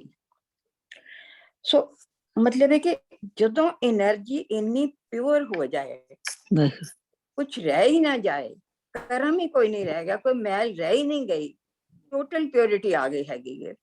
ਇਹ purity is the first thing, purity of thought. ਜਦੋਂ ਟੋਟਲ ਪਿਓਰਿਟੀ ਆ ਗਈ ਹੈ ਤੇ ਫਿਰ ਸਾਰੀਆਂ ਪਰਮਾਤਮਾ ਆਪਣੇ ਕਲਾਮਾਂ ਵਿੱਚ ਬਦਲ ਲੈਂਦਾ ਹੈ, ਫਿਰ ਉਹ ਆਪਣੀ ਰਜ਼ਾ ਵੀ ਬਦਲ ਲੈਂਦਾ। ਤੋ ਸਮਟਾਈਮ ਇਟ ਹੈਪਨ ਐਂਡ ਹੋਰ ਜੇ ਬਿਲਕੁਲ 100% ਵੀ ਨਾ ਹੋਵੇ, ਇਹ ਜ਼ਰੂਰ ਹੈ, ਇਹ ਤੇ ਮੈਂ ਆਪਣੀ ਜ਼ਿੰਦਗੀ 'ਚ ਅਜ਼ਮਾ ਕੇ ਦੇਖਿਆ ਹੈ ਕਿ ਸੂਲੀ ਤੋਂ ਸੂਲ ਤੇ ਬਣ ਜਾਂਦੀ। ਇੱਕ ਤੇ ਇੱਕ ਦੁੱਖ ਘਟ ਜਾਂਦਾ, ਦੂਸਰਾ ਦੁੱਖ ਉਹ ਲੱਗਦਾ ਨਹੀਂ, ਉਹ ਸਾਰਿਆਂ ਦੀ ਸ਼ਕਤੀ ਇਸ ਕਰਕੇ ਆ ਜਾਂਦੀ ਹੈ ਕਿ ਤੁਸੀਂ ਕਹਿੰਦੇ ਹੋ ਕਿ ਜੋ ਹੋ ਰਿਹਾ ਉਹੀ ਹੋਣਾ ਸੀਗਾ, ਮੈਂ ਜੋ ਸੋਚ ਰਿਹਾ ਹਾਂ ਉਹ ਗਲਤ ਹੈ, ਲੇਕਿਨ ਜੋ ਹੋ ਰਿਹਾ ਉਹ ਠੀਕ ਹੈ। ਸੋ ਹੁਕਮ ਮੀਨਸ ਕਿ ਜੋ ਕੁਛ ਵੀ ਹੁੰਦਾ ਹੈ ਸਾਡੇ ਨਾਲ, ਉਹਨੂੰ ਅਸੀਂ ਇਹ ਕਹਿਣਾ ਕਿ ਇਹਦੇ ਵਿੱਚ ਕੋਈ ਗਲਤੀ ਨਹੀਂ, ਕਿਉਂਕਿ ਪਰਮਾਤਮਾ ਕੋਈ ਗਲਤੀ ਕਰ ਨਹੀਂ ਸਕਦਾ। ਸਾਡੇ ਕਰਮ ਅਨੁਸਾਰ, ਕਰਮਾਂ ਸਾਡੇ, ਬਿਲਕੁਲ ਉਹ ਸਾਡੇ ਕਰਮਾਂ ਦਾ। ਤੋ ਅੱਗੇ ਕੀ ਹੈ, ਸੱਚੇ ਤੁਧ ਆਖੇ ਲੱਖ ਕਰੋੜ। ਇੱਥੇ ਪਹੁੰਚ ਗਿਆ। ਹਾਂਜੀ, ਸੱਚੇ ਤੁਧ ਆਖੇ ਲੱਖ ਕਰੋੜ। ਹਾਂ, ਸੱਚਾ ਤੇਰਾ ਕਰਮ ਸੱਚਾ ਨਿਸ਼ਾਨ, ਸੱਚਾ ਤੇਰਾ ਕਰਮ ਸੱਚਾ ਨਿਸ਼ਾਨ। ਯਸ, ਤੇਰੀ ਬਖਸ਼ਿਸ਼ ਜਿਹੜੀ ਹੈ, ਕਰਮ ਨੂੰ ਮਤਲਬ ਬਖਸ਼ਿਸ਼ ਹੈ, ਬਖਸ਼ਿਸ਼। ਤੋ ਤੇਰੀ ਬਖਸ਼ਿਸ਼ ਜਿਹੜੀ ਹੈ ਉਹ ਵੀ ਸੱਚੀ ਹੈ। ਇਸ ਕਰਕੇ ਉਹਨਾਂ ਤੇ ਬਖਸ਼ਿਸ਼ ਜ਼ਰੂਰ ਹੁੰਦੀ ਹੈ ਜਿਹੜੇ ਤੇਰੇ ਤੇ ਵਿਸ਼ਵਾਸ ਕਰਦੇ ਨੇ, ਜਿਹੜੇ ਤੇਰੇ ਤੇ ਫੇਥ ਰੱਖਦੇ ਨੇ। ਸੱਚਾ ਨਿਸ਼ਾਨ ਕੀ ਹੈ? ਨਿਸ਼ਾਨ ਦਾ ਨਿਸ਼ਾਨੀ, ਜਿਹੜੇ ਤੈਨੂੰ ਯਾਦ ਕਰਦੇ ਨੇ, ਜਿਹੜੇ ਤੇਰੇ ਤੇ ਭਰੋਸਾ ਰੱਖਦੇ ਨੇ, ਜਿਨ੍ਹਾਂ ਦਾ ਪੂਰਾ ਭਰੋਸਾ ਹੈ, ਉਹਨਾਂ ਤੇ ਤੇਰਾ ਨਿਸ਼ਾਨ ਲੱਗ ਜਾਂਦਾ। ਤੁਸੀਂ ਦੇਖੋ ਪੁਰਾਣੇ ਜ਼ਮਾਨੇ ਵਿੱਚ ਜਿਵੇਂ ਘੋੜਿਆਂ ਨੂੰ ਕਹਿੰਦੇ ਸੀ ਦਾਗਣਾ ਮੀਨਸ ਹਰ ਘੋੜੇ ਤੇ ਨਿਸ਼ਾਨ ਪਾਣਾ, ਕਿ ਜਿਹੜੀਆਂ ਇੱਕ ਰਾਜੇ ਦੇ ਘੋੜੇ ਹੁੰਦੇ ਸੀ, ਉਹਨਾਂ ਤੇ ਇੱਕ ਕਿਸਮ ਦਾ ਨਿਸ਼ਾਨ ਹੁੰਦਾ ਸੀ, ਜੇ ਕਿਧਰੇ ਘੋੜੇ ਇੱਧਰ ਉੱਧਰ ਹੋ ਜਾਣ ਪਤਾ ਲੱਗ ਜਾ ਕਿੱਧਰ। ਤੋ ਉਹ ਹੈ ਕਿ ਇਹ ਬੰਦੇ ਦੇ ਮੱਥੇ ਤੇ ਜਾਂ ਉਹਦੇ ਅੰਦਰ ਉਹਦੀ એનર્ਜੀ ਚ ਉਹ ਨਿਸ਼ਾਨ ਆ ਜਾਂਦਾ, ਉਹ ਪਰਮਾਤਮਾ ਦੀ ਕਿਰਪਾ ਦਾ ਨਿਸ਼ਾਨ ਆ ਜਾਂਦਾ।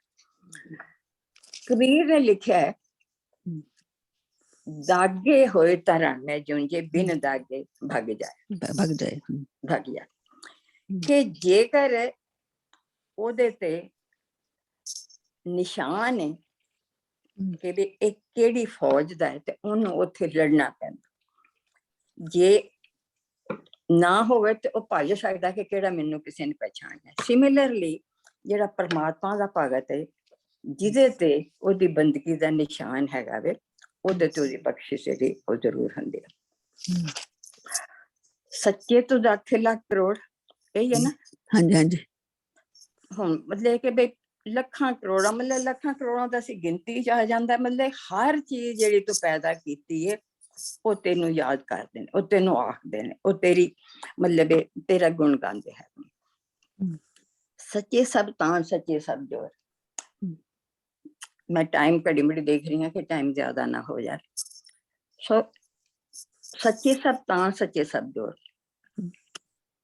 ਮਤਲਬ ਜਿੰਨੇ ਵੀ ਤਾਣ ਹੈ ਨਾ, ਮਤਲਬ ਅਸੀਂ ਪੜ੍ਹਨੇ ਆ ਨਾ, ਗਾਵੇ ਕੋ ਤਾਣ ਹੋਵੇ ਕਿਸੇ ਤਾਣ, ਗਾਵੇ ਕੋ ਦਾਜ ਜਾਣੇ ਮਿਸਾਲ। ਉਹ ਕਹਿੰਦੇ ਨੇ ਕਿ ਤਾਣ ਮਤਲਬ ਆਸਰਾ, ਤਾਣ ਮਤਲਬ ਤਾਕਤ, ਸਟਰੈਂਥ। ਅੱਛਾ ਜੀ। ਸੋ ਉਹੀ ਤੇਰੀ ਜਿਹਦੇ ਵਿੱਚ ਇੰਨਾ ਤਾਣ ਹੋਏਗਾ ਉਹੀ ਤੈਨੂੰ ਗਾ ਸਕੇਗਾ, ਗਾਵੇ ਕੋ ਤਾਣ ਹੋਵੇ ਕਿਸੇ ਤਾਣ। ਪਰ ਹੋਰ ਕਿਸੇ ਤੇ ਇੰਨਾ ਤਾਣ ਹੈ ਹੀ ਨਹੀਂ ਜਿੰਨਾ ਤੇਰੀ ਤਾਣ। ਤੂੰ ਹਰ ਇੱਕ ਨੂੰ ਤਾਣ ਦਿੱਤਾ ਜ਼ਰੂਰ ਹੈ, ਪਰ ਤੇਰੇ ਜਿੰਨਾ ਤਾਣ ਤੇ ਕਿਸੇ ਚ ਹੈ ਹੀ ਨਹੀਂ। ਸੱਚਾ ਸਭ ਤਾਂ ਸੱਚੇ ਸਭ ਜੋਰ।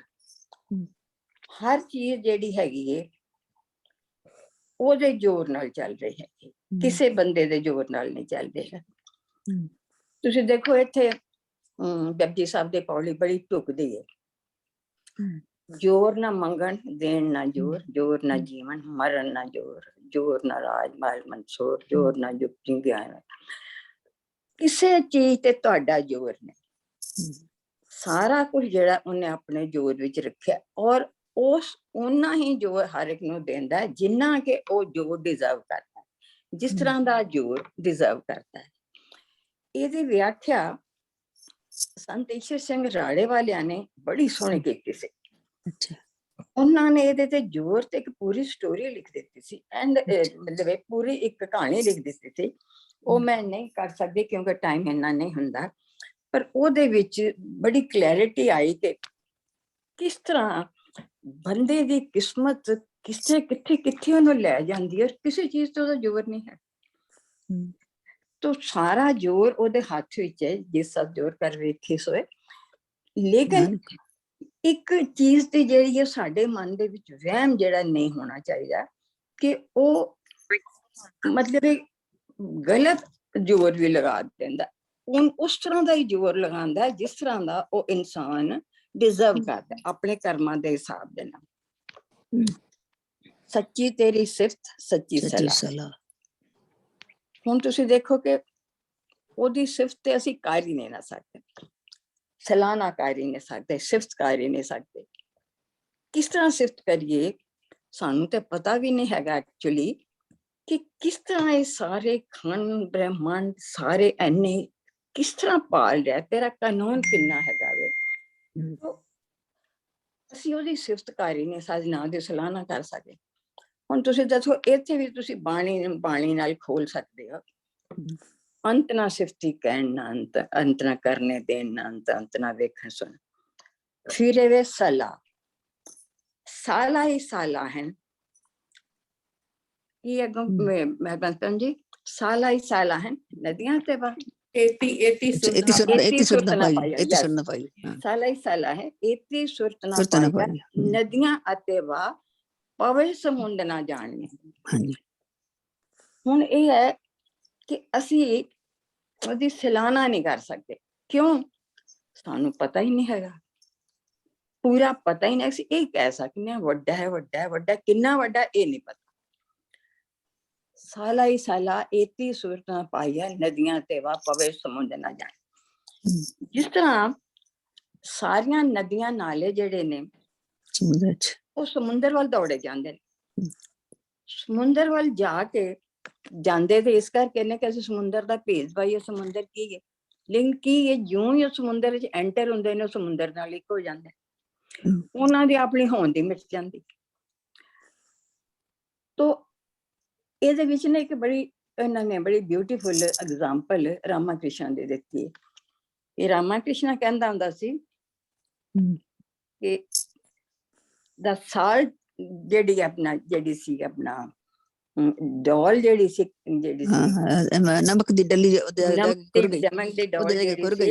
ਸਮੁੰਦਰ ਦੀ ਗਹਿਰਾਈ ਨੂੰ ਨਾਪਣ ਗਈ ਤੇ ਉਹਦੇ ਵਿੱਚ ਉਹ ਡਿਜ਼ੋਲਵ ਸਮਾ ਗਈ। ਮਤਲਬ ਜਿਹੜਾ ਬੰਦਾ ਉਹਦਾ ਭੇਦ ਪਾਣਾ ਚਾਹੁੰਦਾ ਹੈ ਨਾ, ਉਹ ਭੇਦ ਤੇ ਨਹੀਂ ਪਾ ਸਕਦਾ, ਪਰ ਉਹਦੇ ਨਾਲੋਂ ਇੱਕ ਮਿਕ ਹੋ ਜਾਂਦਾ। ਸੱਚੀ ਤੇਰੀ ਕੁਦਰਤ ਸੱਚੇ ਪਾਤਸ਼ਾਹ, ਸੱਚੀ ਤੇਰੀ ਕੁਦਰਤ ਸੱਚੇ ਪਾਤਸ਼ਾਹ। ਹੁਣ ਕੁਦਰਤ ਦੀ ਅੱਗੇ ਆਵੇਗਾ, ਸ਼ਲੋਕ ਆਏਗਾ ਤੇ ਪਰ ਕੁਦਰਤ ਤੇ whatever is there, ਜੋ ਕੁਛ ਵੀ ਕ੍ਰੀਏਟਡ ਹੈ, ਸਾਰੀ ਕੁਦਰਤ ਹੈ।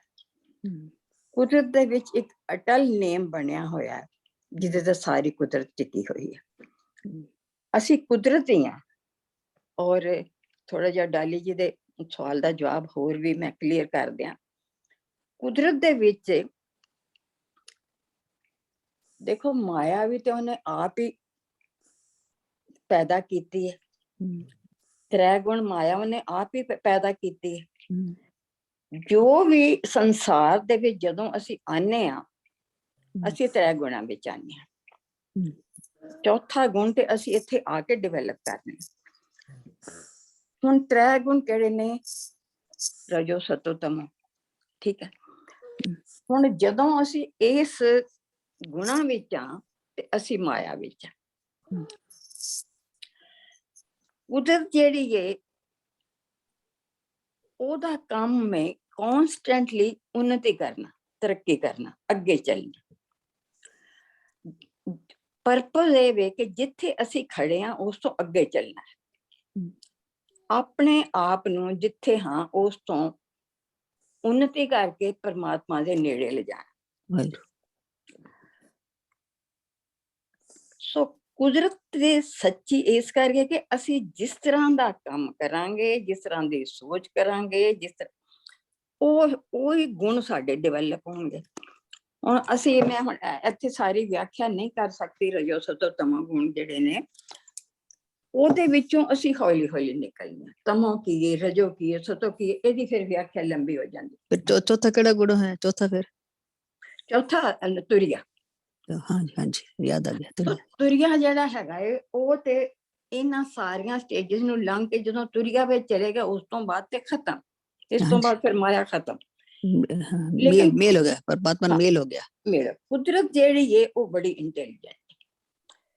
ਹੁਣ ਅਸੀਂ ਕੁਦਰਤ ਨੂੰ ਜ਼ਿਆਦਾ ਖੋਲ ਨਹੀਂ ਸਕਦੇ, ਇੱਥੇ ਮੈਂ ਜ਼ਿਆਦਾ ਨਹੀਂ ਖੋਲਾਂਗੀ, ਅੱਗੋਂ ਜਦੋਂ ਆਏਗਾ ਫਿਰ ਬੋਲਾਂਗੀ।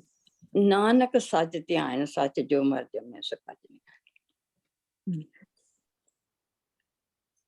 ਹੁਣ ਧਿਆਨ ਦਾ ਮਤਲਬ ਹੁੰਦਾ ਧਿਆਨ ਕਰਨਾ, ਉਹਦੇ ਵੱਲ ਧਿਆਨ ਕਰਨਾ, ਲੇਕਿਨ ਅਸੀਂ ਹਮੇਸ਼ਾ ਉਸ ਚੀਜ਼ ਨੂੰ ਖੁੱਲੀ ਸੈਂਸ ਵਿੱਚ, ਵਾਈਡਰ ਸੈਂਸ ਵਿੱਚ, ਉੱਚੀ ਸੈਂਸ ਵਿੱਚ ਲੈਣਾ ਕਿ ਜਿਹੜੇ ਉਹਨੂੰ ਯਾਦ ਕਰਕੇ ਉਹਦੇ ਗੁਣਾਂ ਦੇ ਵਿੱਚ ਆ ਜਾਂਦੇ ਨੇ।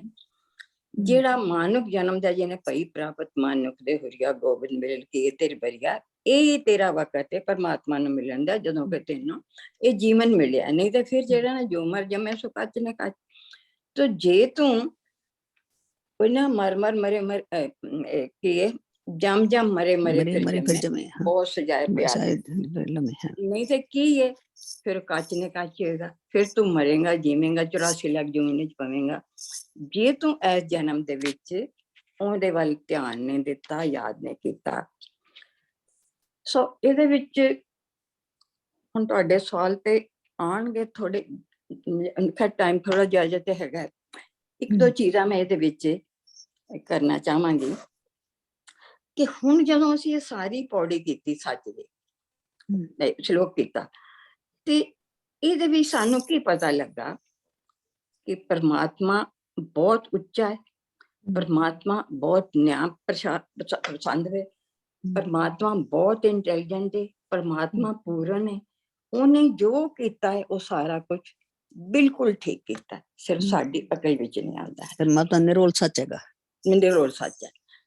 ਸੋ ਉਹਨੂੰ ਉਹਦਾ ਭੇਦ ਪਾਉਣਾ ਬੜਾ ਮੁਸ਼ਕਿਲ ਹੈ, ਲੇਕਿਨ ਇਹ ਪਤਾ ਲੱਗ ਜਾਂਦਾ ਕਿ ਮੈਂ ਕਿੰਨਾ ਤੁੱਛ ਹਾਂ, ਮੈਂ ਕਿੰਨਾ ਛੋਟਾ ਹਾਂ। ਮੈਂ ਆਪਣੇ ਇਸ ਛੋਟੇ ਬੰਦੇ ਹੰਕਾਰ ਕਰੀ ਜਾਣਾ, ਮੈਂ ਮੇਰਾ ਘਰ, ਮੇਰੀ ਜ਼ਮੀਨ, ਮੇਰਾ ਹੈ, ਮੇਰਾ, ਮੈਂ ਇੰਨਾ ਹੰਕਾਰ ਕਰਨਾ। ਬੜੀ ਤੁਹਾਨੂੰ ਇਹਦੇ ਰੈਲੇਵੈਂਟ ਇਹਦੀ ਤੁਹਾਨੂੰ ਗੱਲ ਦੱਸਣੀ ਆ ਕਿ ਸੁਕਰਾਤ ਨੂੰ ਤਾਂ ਤੁਸੀਂ ਸਾਰੇ ਜਾਣਦੇ ਹੋ ਨਾ, ਬੜਾ ਵੱਡਾ ਫਿਲੋਸਫਰ ਹੋਇਆ ਹੈ, ਹੁਣ ਮਤਲਬ ਬਹੁਤ ਉਹਦਾ ਗਿਆਨ ਸੀਗਾ। ਸੁਣਿਆ ਜੀ। ਇਸ ਤਰ੍ਹਾਂ ਹੀ ਆਪਣਾ ਇੱਕ ਸਿਮਿਲਰਲੀ ਦਾ ਨਾਂ ਤੇ ਅਸੀਂ ਬਹੁਤ ਘੱਟ ਸੁਣਿਆ ਹੈ, ਪਰ ਇਹ ਵੀ ਓਨਾ ਹੀ ਇੰਪੋਰਟੈਂਟ ਹੈ ਜਿੰਨਾ ਸੁਕਰਾਤ ਹੈ। ਹਰਕੁਲਸ। ਇੱਕ ਵਾਰੀ ਇਸ ਤਰ੍ਹਾਂ ਹੋਇਆ, ਕੀ ਨਾਂ ਜੀ, ਕੀ ਦੱਸਿਆ? ਹਰਕੁਲਸ। ਹਾਂ, ਸੋ ਇੱਕ ਵਾਰੀ ਸਮੁੰਦਰ ਦੇ ਕੰਢੇ ਤੇ ਬੈਠ ਕੇ ਇੱਕ ਛੋਟਾ ਜਿਹਾ ਟੋਇਆ ਕੱਢ ਕੇ ਹਰਕੁਲਸ ਜਿਹੜਾ ਸੀ ਉਹ ਚਮਚ ਦੇ ਨਾਲ ਪਾਣੀ ਜਿਹੜਾ ਸੀ ਟੋਏ ਵਿੱਚ ਪਾ ਲਿਆ ਸੀ। ਅੱਛਾ। ਤਾਂ ਸੁਕਰਾਤ ਕੋਲੋਂ ਦੀ ਲੰਘਿਆ, ਕਹਿੰਦਾ ਕੀ ਕਰ ਰਿਹਾ? ਕਹਿੰਦਾ ਸਮੁੰਦਰ ਖਾਲੀ ਕਰ ਰਿਹਾ। ਅੱਛਾ। ਉਹ ਬੋਲਣਾ, ਕਹਿੰਦਾ ਚੁੱਪ ਕਰ, ਮੈਨੂੰ ਆਪਣਾ ਕੰਮ ਕਰਨ ਦੇ, ਮੈਂ ਸਮੁੰਦਰ ਖਾਲੀ ਕਰਨਾ। ਕਹਿੰਦਾ ਅੱਛਾ ਠੀਕ ਹੈ। ਉਹ ਚਲਾ ਗਿਆ, ਫਿਰ ਦੁਬਾਰਾ ਆਇਆ, ਫਿਰ ਕਹਿੰਦਾ ਕੀ ਕਰਨਾ? ਕਹਿੰਦਾ ਚੁੱਪ ਕਰ। ਉਹ ਥਰਡ ਟਾਈਮ ਤੇ ਆਇਆ, ਕਹਿੰਦਾ ਕੀ ਕਰ ਰਿਹਾ? ਸਮੁੰਦਰ ਕਿਵੇਂ ਖਾਲੀ ਕਰਾਂਗਾ? ਚਮਚੇ ਦੇ ਨਾਲ ਸਮੁੰਦਰ ਖਾਲੀ ਕਰ ਰਿਹਾ। ਕਹਿੰਦਾ ਮੈਂ ਤੈਨੂੰ ਇਹੀ ਦੱਸਣਾ ਚਾਹੁੰਦਾ ਕਿ ਤੂੰ ਉਸ ਪਰਮਾਤਮਾ ਦਾ ਭੇਦ ਪਾਣਾ ਚਾਹੁੰਦਾ,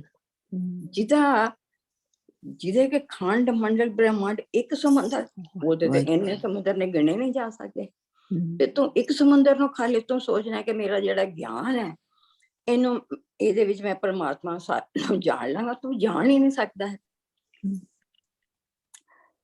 ਸਿਮਿਲਰਲੀ ਇਸ ਤਰ੍ਹਾਂ ਸੁਕਰਾਤ ਨੂੰ ਕਿਹਾ ਗਿਆ ਸੀ ਕਿ ਜਦੋਂ ਕਿਸੇ ਨੂੰ ਕੋਈ ਸਵਾਲ ਪੁੱਛਣਾ ਹੋਵੇ ਨਾ ਤੇ ਇਹ ਕਹਿੰਦੇ ਸੀ ਕਿ ਸੁਕਰਾਤ ਸਭ ਤੋਂ ਸਿਆਣਾ, ਤਾਂ ਕਹਿਣਗੇ ਜਾ ਕੇ ਸੁਕਰਾਤ ਨੂੰ ਪੁੱਛ।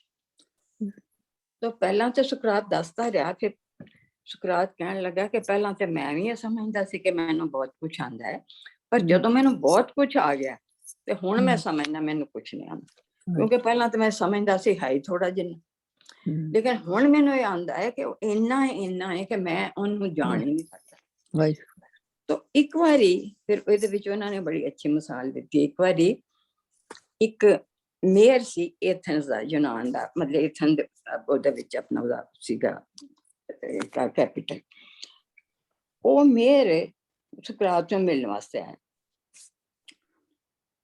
ਤਾਂ ਸੁਕਰਾਤ ਕਿਸੇ ਪਿੰਡੂ ਬੰਦੇ ਨਾਲ ਗੱਲ ਕਰ ਰਿਹਾ ਸੀ ਤੇ ਉਹ ਮੇਅਰ ਜਿਹੜਾ ਸੀ ਖੜਾ ਰਿਹਾ, ਉਹਨੂੰ ਬੜਾ ਗੁੱਸਾ ਚੜਿਆ। ਉਹਨੂੰ ਕਹਿੰਦਾ ਏ ਤੈਨੂੰ ਪਤਾ ਨਹੀਂ ਮੈਂ ਕੌਣ ਆ? ਕਹਿੰਦਾ ਨਹੀਂ ਮੈਨੂੰ ਨਹੀਂ ਪਤਾ। ਕਹਿੰਦਾ ਮੈਂ ਐਥਨਸ ਦਾ ਮੇਅਰ ਆ। ਕਹਿੰਦਾ ਅੱਛਾ ਠੀਕ ਆ ਜਾ, ਠੀਕ ਆ ਜਾ, ਮੈਂ ਤੇਰੇ ਨਾਲ ਗੱਲ ਕਰ। ਸੁਕਰਾਤ ਅੰਦਰੋਂ ਸੰਸਾਰ ਦਾ ਨਕਸ਼ਾ ਕੱਢ ਲਿਆ। ਉਹ ਕਹਿੰਦਾ ਅੱਛਾ ਇੱਥੇ ਨਿਸ਼ਾਨੀ ਪਾ, ਕਿੱਥੇ ਐਥਨਸ? ਕਹਿੰਦਾ ਐ ਵੇ ਐਥਨਸ। ਕਹਿੰਦਾ ਅੱਛਾ ਇਹ ਦੱਸ ਇੱਥੇ ਤੇਰੀ ਕੋਠੀ ਕਿੱਥੇ ਵੇ, ਤੇਰੇ ਘੋੜੇ, ਤੇਰਾ ਮਾਲ, ਤੇਰਾ ਹਾਰ, ਇਹ ਕਿੱਥੇ ਹੈਗੀਆਂ ਨੇ? ਅੱਛਾ। ਕਹਿੰਦਾ ਕੀ ਗੱਲਾਂ ਕਰਨਾ, ਇਹ ਥੋੜੀ ਉਹਦੇ ਵਿੱਚ ਹੋਏਗਾ। ਕਹਿੰਦਾ ਮੈਂ ਤੈਨੂੰ ਇਹੀ ਦੱਸਣਾ ਚਾਹਨਾ, ਤੂੰ ਸਮਝਣਾ ਕਿ ਮੈਂ ਮੇਅਰ ਹਾਂ ਤੇ ਮੈਂ ਬੜੀ ਵੱਡੀ ਚੀਜ਼ ਹਾਂ।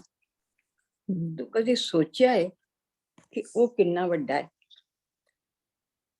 ਉਹ ਜਾਣ ਲੱਗਾ ਮੇਅਰ ਤੇ ਉਹਨੂੰ ਕਹਿੰਦਾ, ਸੁਕਰਾਤ ਕਹਿੰਦਾ ਰੁਕ ਜਾ। ਕਹਿੰਦਾ ਹਾਂ। ਕਹਿੰਦਾ ਇਹ ਨਕਸ਼ਾ ਨਾਲ ਲੈ ਜਾ।